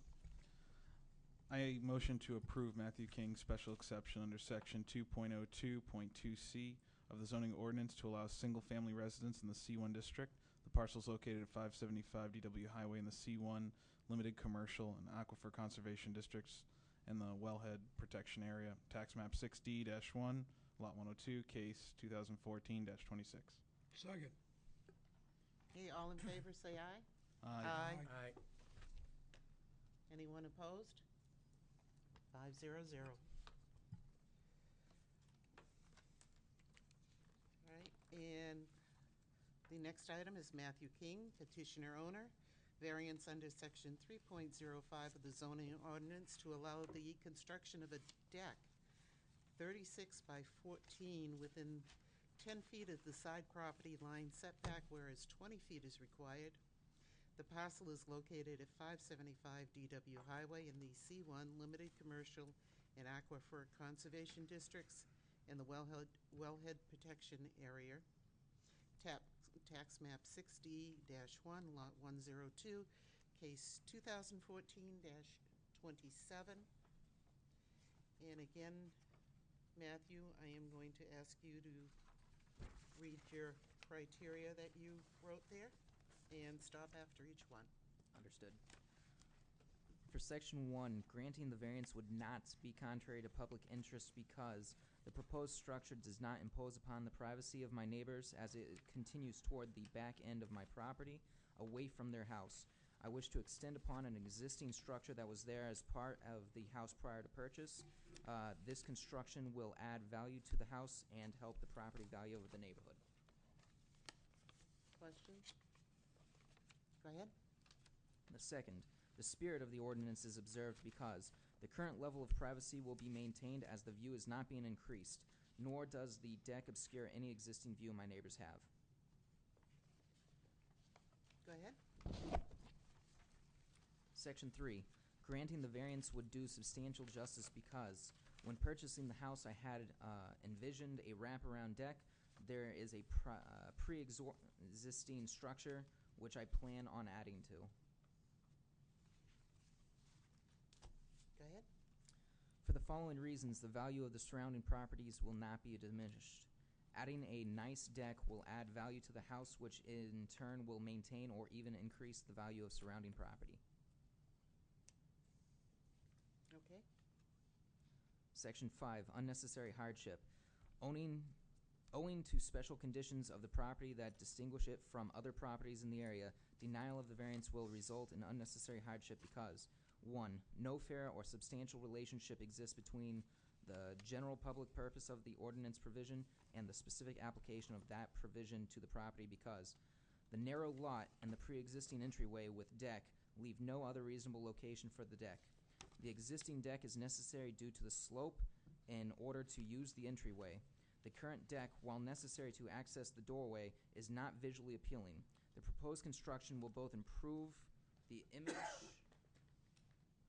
and allow for safe, level pathway to access the rear of the property. Questions? Tony? No. No? And, Okay. and secondly, the proposed use is a reasonable one because due to the pre-existing entryway and sloping property, the deck would add an appealing and safe use for the port side, for the farther side of the house. It is a continuation of a necessary pre-existing structure. Go ahead. Part B, if the criteria in subparagraph alpha are not established, explain how an unnecessary hardship will be deemed if, to exist if and only if owing to special conditions of the property that distinguish it from other properties in the area, the property cannot be reasonably used in strict conformance with the ordinance, and a variance is therefore necessary to enable a reasonable use of the property.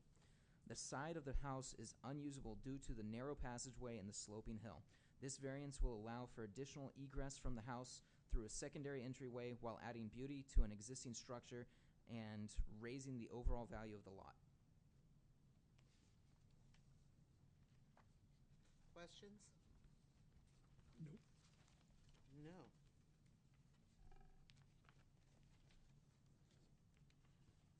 I do have a question, though. Yes, miss. Why does the deck have to be so big? The idea behind it is that it will be to, actually I have drawings if that would help. I know they weren't presented No, we before. won't, we won't take them. The idea is to allow for the pathway to go to the back and extend a little bit above the second, like where the second level is, and also cover a purchased hot tub that will be placed underneath it, so it will create a cover for that as well. Are you speaking of just the back side of the deck, miss? Yes, I'm talking about the deck. You're looking for a 36 by 14 deck. I mean, I don't think I've ever seen a hot tub that big. The length of it is from the side of the house continuing all the way to the back. The actual size of the back deck will only be about 14 by roughly 11, I believe it is. It's confusing, okay? Yeah. Because if you read it, you would say he was building a deck 14 feet by 36 feet, whereas it should have been broken into two parts or something, where one deck would be 6 feet by 25 feet, and the other deck would be 14 by 11. Okay. It's two I mean, I realize it's all one deck, but it's not 14 feet the whole length of the house. It's only 6 feet along the side of the house itself. Yeah, now I see it. It is confusing. So, if it's approved, I think that the copy of the plan needs to stay with it to clarify the fact that not a 14-foot deck, the whole side of the house. I have a question. Yes, sir. Yeah, did you have did a land surveyor or anything help you locate the property line? The only illustration of the property line that I have so far has been through the downstairs over there. I'm not sure what to call it, the Yeah. town hall. The woman, she helped me find the property line, and we utilized the lot map to discover that. My problem here is, you say you want to build this deck within 10 feet of the property line. Well, that within could mean 9 feet, 1.5 feet. I'm pretty uncomfortable with that. If you're sure about the measurements, because my motion would be no more than 10 foot. It has to be set back at least 10 foot from the property line, because your neighbor, the guy that owns the house next to you, is okay with that. But you don't want to right up on the property line. No, I understand So that. I think my motion will reword that a little bit. I want to know how comfortable you are with your measurements. Yeah, because you might put it in, and if that property line is off and you're infringing on your neighbor's property, Phil, I just want to clarify that the memo speaks that it won't be more than 10 feet. It's the wording I think that you're confused with in the agenda. But it does say it will not be, it will be located 10 feet from the property line. At least 10 feet from, okay. Because here it says within, okay. And by the way, I'd add on to that, there was nothing in the packet about the abutters being contacted. There was nothing in there that they had. So I went down and talked to your neighbor, got the landowner's phone number, and had that conversation. He's okay with a little bit, but if it's no more than 10 foot, then that goes along with our conversation, which he said he was okay with that, but didn't want it right up on the property line. I don't plan on that, sir. we All just right, had very one good. just before Jillian got here, where they Just so had- you know. they built over onto the neighbor's property line, and we had to get a variance and the neighbor's agreement, or Yeah. else they would have had to Yeah. either move the building or cut part of it off. Yeah, So just that's so what you- I'm just warning you, just in case, just to make sure you know where your property line is. Yeah, the building inspector may have issues, if it's too close. But no less than 10, I'm fine with that. And so is your neighbor, the abutter. I believe, just looking at the plots and discussing it with the fire department as well as the staff downstairs, it looks as if the original 20-foot, I guess, appropriate area for visual obstruction, I think is what it would be. Yeah. The house even infringes upon that. And that's where is the kind of the hardship on my end is I can't put any structures over there without infringing upon that Right. previous set.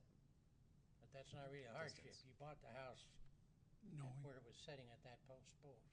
Yes, sir. And your choice is to build the deck. You can't create your own hardship. Just giving you a heads up, so the land surveyor tells you, exactly where, and you get good measurement. If you're comfortable with 10, why? Because that's what I want the motion to be. We do warn you that if the property line, if you're not exactly sure where the property line is, you're best to have it surveyed first.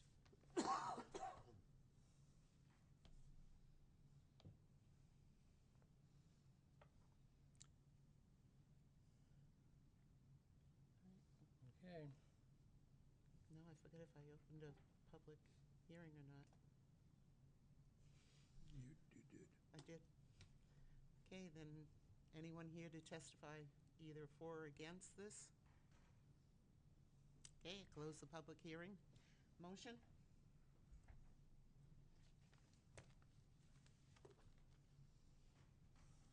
Let's see, this is Matthew King on the deck, right? Yeah, this is, Item number 7. Yes. yes, Agenda item number 7, Matthew King wants a variance to build a deck no closer than 10 feet Here it says within 10 feet. All right. But my motion is no closer than 10 feet to the side property where 20 foot is required. This is 575 DW Highway. Case is 2014-27. I move we approve the variance with that condition. Second. Okay, all in favor, say aye. Aye. Anyone against? 500. Okay, all set. Thank you. You got 30 days. What's that mean, sir? That means that, sir, oh, Jesus. It's okay. Please don't call us, Rest. sir. That means that somebody can make a complaint against you. In other words, they'll Us, complain against us. against us, saying that, hey, we don't want this thing done. You can build if you want to, but it's at your own risk. Somebody could come back and question zoning board's ruling that we said it's okay They for can- 30 days. Then They have 30 days to appeal the you can decision. start, but you're at your own risk. Understood, thank you. You're welcome. Okay. After you get a building permit.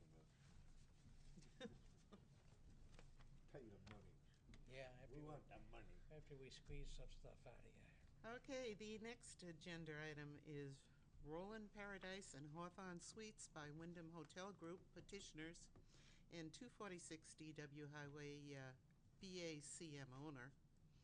Variance under section 17.10(3)B of the zoning ordinance to allow a ground sign 13 feet from the front property line, whereas 20 feet is required.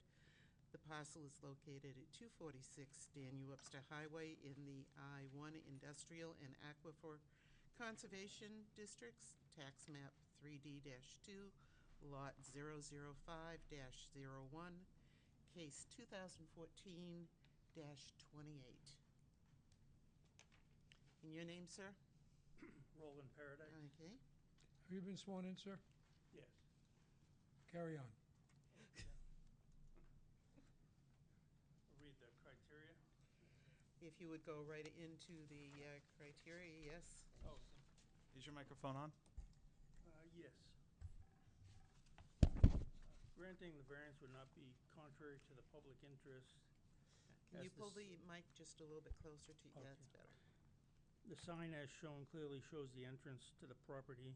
The sign would not be contrary to the public interest, and that the sign as shown would be more easily read. One thing they brought up too was that the snowbanks block the existing smaller sign, where they feel a larger sign would be more readable in the winter. Okay, and we're going to stop after each one to see if anyone has questions for you. Any questions? No, I know Okay. that sign is small. We stayed there during the winter. I know what you mean. Yeah, they've gotten complaints that people can't read it. Yeah. Number two? The spirit of the ordinance is observed because the size of the sign as shown will not significantly alter the character of the area, will not threaten the public safety. All right, go ahead. 3, granting the variance would do substantial justice because the ability to read the sign from a distance is important. If a motorist can only read the sign from a short distance, they may try to slow down quickly and cause an accident. Go ahead. 4, for the following reasons, the values of the surrounding properties will not be diminished. The surrounding area is commercial and there are other similar signs in the area. Okay. No fair and substantial relationship exists between the general public purpose of the ordinance provision and the specific application of that provision to the property because the sign is important to identify the entrance of the Hawthorne Suites as the entrance is on the opposite end of the freestanding sign. The freestanding sign is also close to the Quality Inn entrance. By having the entrance sign as drawn, there will be no confusion as to where the entrance is. Okay. 2, the proposed use is a reasonable one because motorists will be able to clearly see the entrance sign from the distance it needs to be read from. Also, with a setback of 13 feet instead of 20 feet, it will be seen earlier, making it safer for motorists who will be looking for the entrance. Go ahead. B, if the criteria in subparagraph A are not established, explain how an unnecessary hardship will be deemed to to exist if and only if owing to special conditions of the property that distinguish it from other properties in the area, the property cannot be reasonably used in strict conformance with the ordinance, and a variance is therefore necessary to enable a reasonable use of the property. We need to identify the entrance to Hawthorne Suites and not be confused with the entrance of the Quality Inn. Questions? Comments?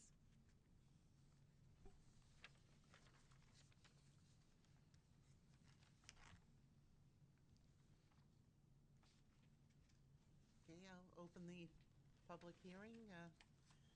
Anyone would like to testify for or against? Close the public hearing? It's no rush. No, they're not rushing up to the mic. I didn't think so. Do I hear a motion? I make a motion to allow a variance section 1710 of the zoning ordinance to allow a ground sign 13 feet from the front property line, whereas 20 feet is required. Parcel is located at 246 DW Highway in the I-1 Industrial and Aquifer Conservation District. Tax map 3D2 Lot 005-01, case 2014-28. Second. Thank you. All in favor? Aye. Say Aye. Anyone against? 500.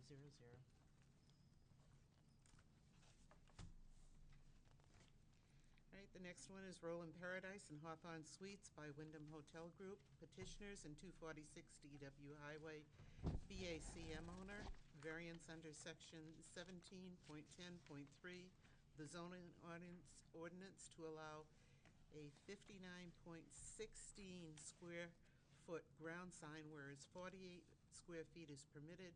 The parcel is located at 246 Daniel Webster Highway in the I-1 Industrial and Aquifer Conservation Districts, tax map 3D-2, lot 005-01, case number 2014-29. And again, if you would start with the points. Okay. I believe, is that the one we just covered?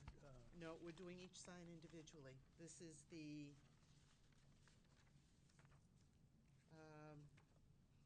59.16 square foot sign.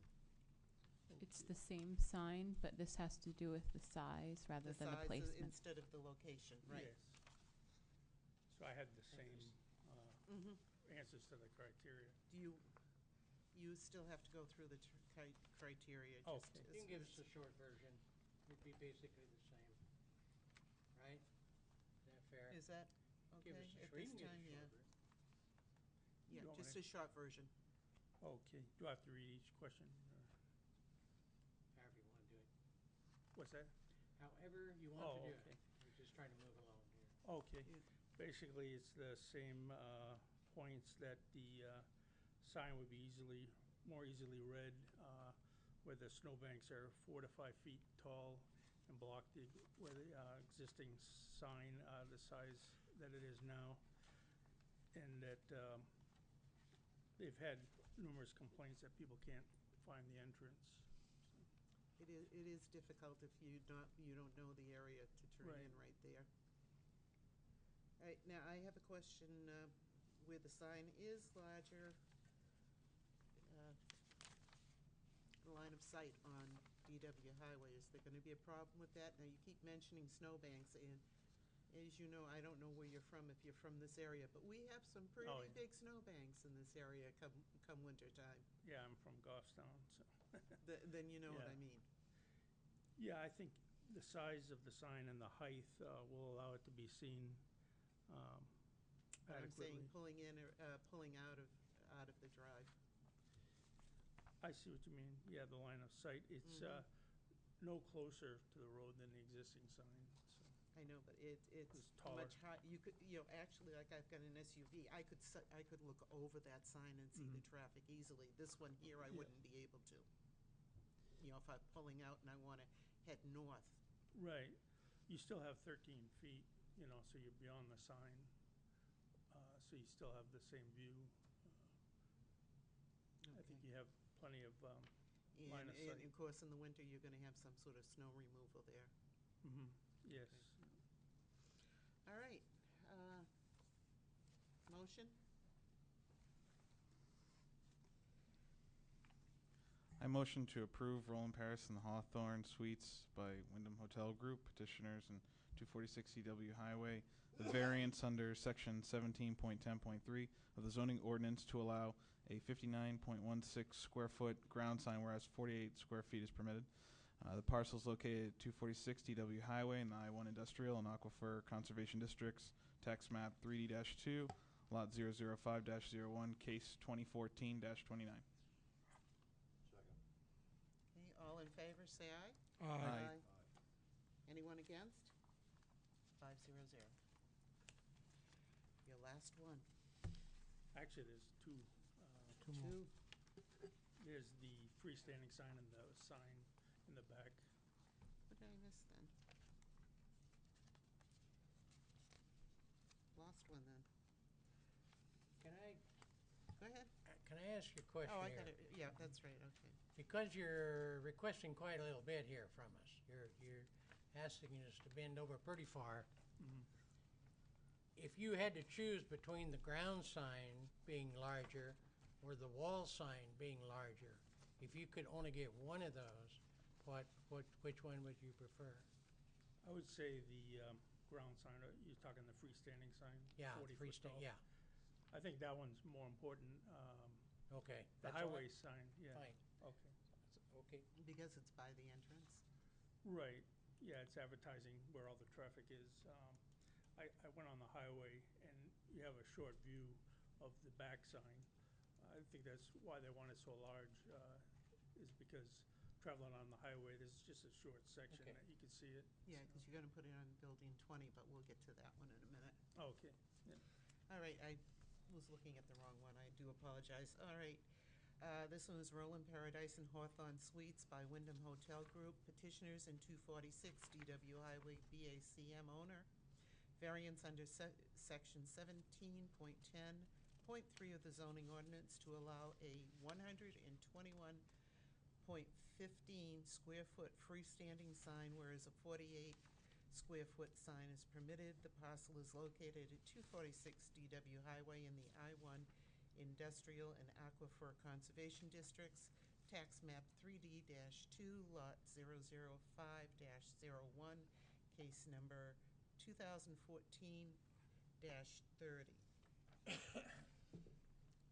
And this one I believe you're gonna have to read because it is a little different from the other one. Okay. Okay?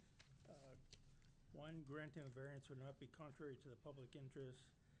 The sign would be more easily read by passing motorists. The size of the wording on the sign would be appropriate for the distance it will be read from and also considering the speed of the traffic. Questions? Go ahead. Two, the spirit of the ordinance is observed because the size of the sign as shown will not significantly alter the character of the area and will not threaten the public safety. Go ahead. Granting the variance would do substantial justice because the loss of advertising exposure by not allowing the sign as shown outweighs any gain to the public interest by only allowing a much smaller sign which would be hard to read when passing by the property. All right. Four, for the following reasons, the values of the surrounding properties will not be diminished. The surrounding properties are commercial, not residential. There is also a large Quality Inn sign near the Hawthorne property. Okay. No fair and substantial relationship exists between the general public purpose of the ordinance provision and a specific application of that provision to the property because the sign is set back from the road at such a distance as to require the size sign is applied for and for it to be easily visible from the road. Okay. The proposed use is a reasonable one because Hawthorne Suites believes the sign is proposed is the size required to advertise its property, being a large property needing substantial sign advertising to attract passing motorists. Go ahead. If the criteria in paragraph A are not established, explain how an unnecessary hardship will be deemed to exist if and only if owing to the special conditions of that of the property that distinguish it from other properties in the area. The property cannot be reasonably used in strict conformance with the ordinance, and a variance is therefore necessary to enable a reasonable use of the property. As the building is set back a fair distance, the sign as proposed is needed to identify the property from the road. Okay, any questions from the board at all? Okay, I'm gonna open the public hearing. Anybody would like to testify for or against? Close the public hearing. Could I have a motion, please? I move we approve the variance under section for Rolling Paradise, Hawthorne Suites by Wyndham Hotels Group. Petitioners under section 17.10.3 of the zoning ordinance to allow 121 square foot freestanding sign, whereas 48 square feet is permitted. Parcel located at 246 DW Highway in the II Industrial and Aquifer Conservation Districts. Tax map 3D2 lot 005-01, case 2014-30. Second? I second it. All in favor, aye? Aye. Aye. Anyone against? 5-0-0. Now, this is the last one. Roland Paradise and Hawthorne Suites by Wyndham Hotel Group, petitioners and 246 DW Highway, BACM owner. Variance under section 17.10.4B of the zoning ordinance to allow a 259.81 square foot wall sign, whereas 30 square feet is permitted. The parcel is located at 246 DW Highway in the I-1 Industrial and Aquifer Conservation Districts. Tax map 3D-2, lot 005-01, case number 2014-31. And I am going to ask the board, do you want him to read all the points on this one? No, Is it they're the basically? same. They're basically the same. They're It's- basically the same, and we have a picture of what it's gonna look like right there. Since it's a different sign, perhaps he should go through them. You want him to go through It's them? the wall sign. The boss says to go through them. She's not the Okay. boss. No, you're the boss. No, I listened to her right now. And go Okay. ahead, why don't you read them? Okay. Granting the variance would not be contrary to the public interest as the sign advertised to the highway, so there's no impact to the public. Go ahead. The spirit of the ordinance is observed because the size of the sign as shown will not alter the character of the area. Okay, Granting the variance would do substantial justice because the loss of advertising exposure by not allowing the sign as shown outweighs any gain to the public interest by only allowing a 30 square foot sign. all right. For the following reasons, the values of the surrounding properties will not be diminished. The sign will be advertising to the highway and will not affect surrounding properties in any way. Go ahead. No fair and substantial relationship exists between the general public purpose of the ordinance provision and the specific application of that provision to the property because the traffic speed on Everett Turnpike is such that a large sign is needed so that it can be seen and read as you approach the exit 11 off-ramp. Okay, The proposed use is a reasonable one because the sign as shown is a reasonable size for the wall it would be installed on. The size of the sign is figured by sign professionals to look visually pleasing and in correct proportion to the building. okay, The criteria in subparagraph A are not established. Explain how an unnecessary hardship will be deemed to exist if and only if owing to special conditions of the property that distinguish it from other properties in the area. The property cannot be reasonably used in strict conformance with the ordinance, and a variance is therefore necessary to enable a reasonable use of the property. The sign is advertising to the highway and is blocked from view by many trees. To be able to see the sign where there are less trees, the sign must be the size as shown on the drawing. all right, thank you. Any questions or comments from the board? Okay, I will open the public hearing. Anyone who'd like to testify for or against sign on the building? Close the public hearing. And again, any questions or comments from the board? Motion? The only comment that I have is that, it seems kind of like an excessive variance, but at the same time, if you look at any hotel that's near a highway, that's what you see. So, makes me wonder about the variance itself, because, this is not an abnormal request by any means. Agreed. We have pretty old zoning, we have some pretty old zoning laws. Yeah. Reluctant to update, I don't know why. Motion? Yeah. So, I motion to approve Roland Paris and the Hawthorne Suites by Wyndham Hotel Group, petitioners and 24060W Highway BACM owner. Variance under section 17.10.4B of the zoning ordinance to allow 259.81 square feet wall sign, whereas 30 square feet is permitted. The parcel is located at 24060W Highway in the I-1 Industrial and Aquifer Conservation Districts. Tax map 3D-2, lot 005-01, case 2014-31. We have a second? Lenny? All in favor of the variance? Say aye. Aye. Aye. Aye. I'll say nay. You are? Sure, 4-1. It passes. 4-1. I You're all just- set. He just had to be I different. just felt like you were asking for an awful lot Yeah. of variance, that's all. Okay. I'm glad you got it, and he's right. His point is absolutely right. It But is, because, That's the way I try to look at things, that's all. okay, when the house flooded, we stayed there for almost a year in building So- 20. Oh, yeah. And, going back and forth, especially in the evening, at night, once it got dark, Yeah. I knew once I passed the closed white gas station, I had to take a right, and that's how I had to make sure that I knew I was going well, at that time, it was the Residence Inn. Right. This is gonna make it a lot easier for people Yeah. to know where the entrance is, and also the exit, too, Right. at the same time. Yeah, you run a class place, and we appreciate it. Yes, Okay. thank you so much. Thank you for the help. Yep. Good night. Good night. Wait 30 days.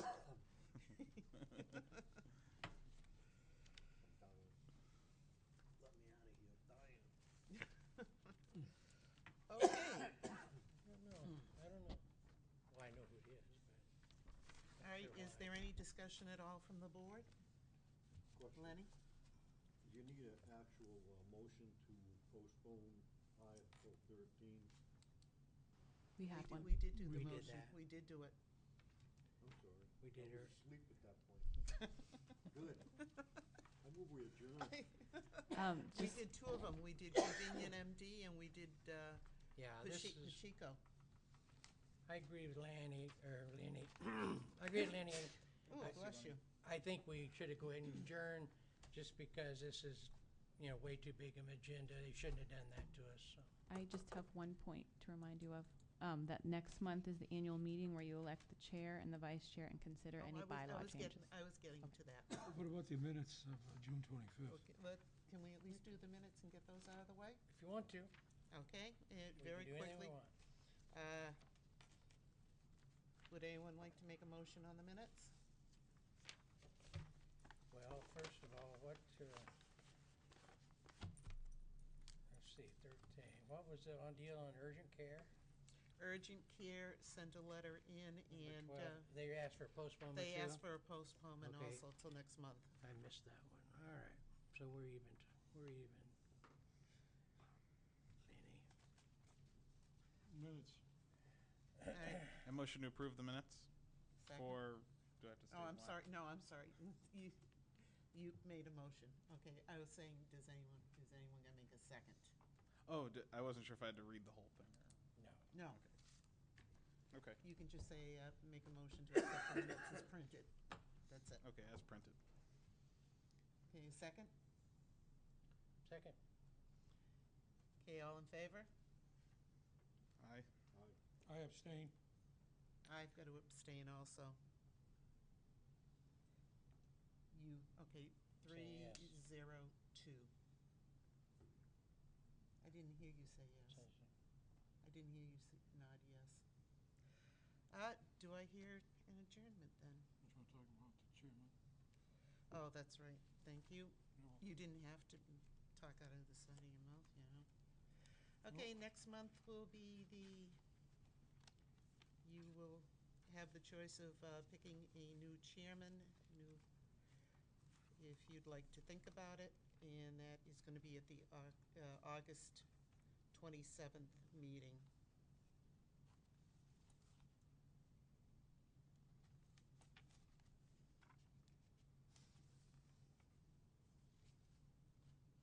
Yeah, you're going to pick the chair and the vice chair and consider any bylaw changes.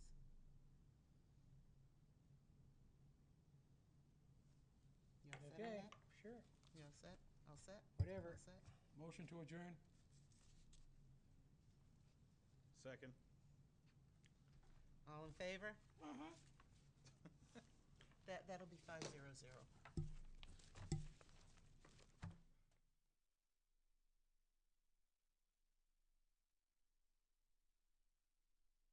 Right. Because we've been very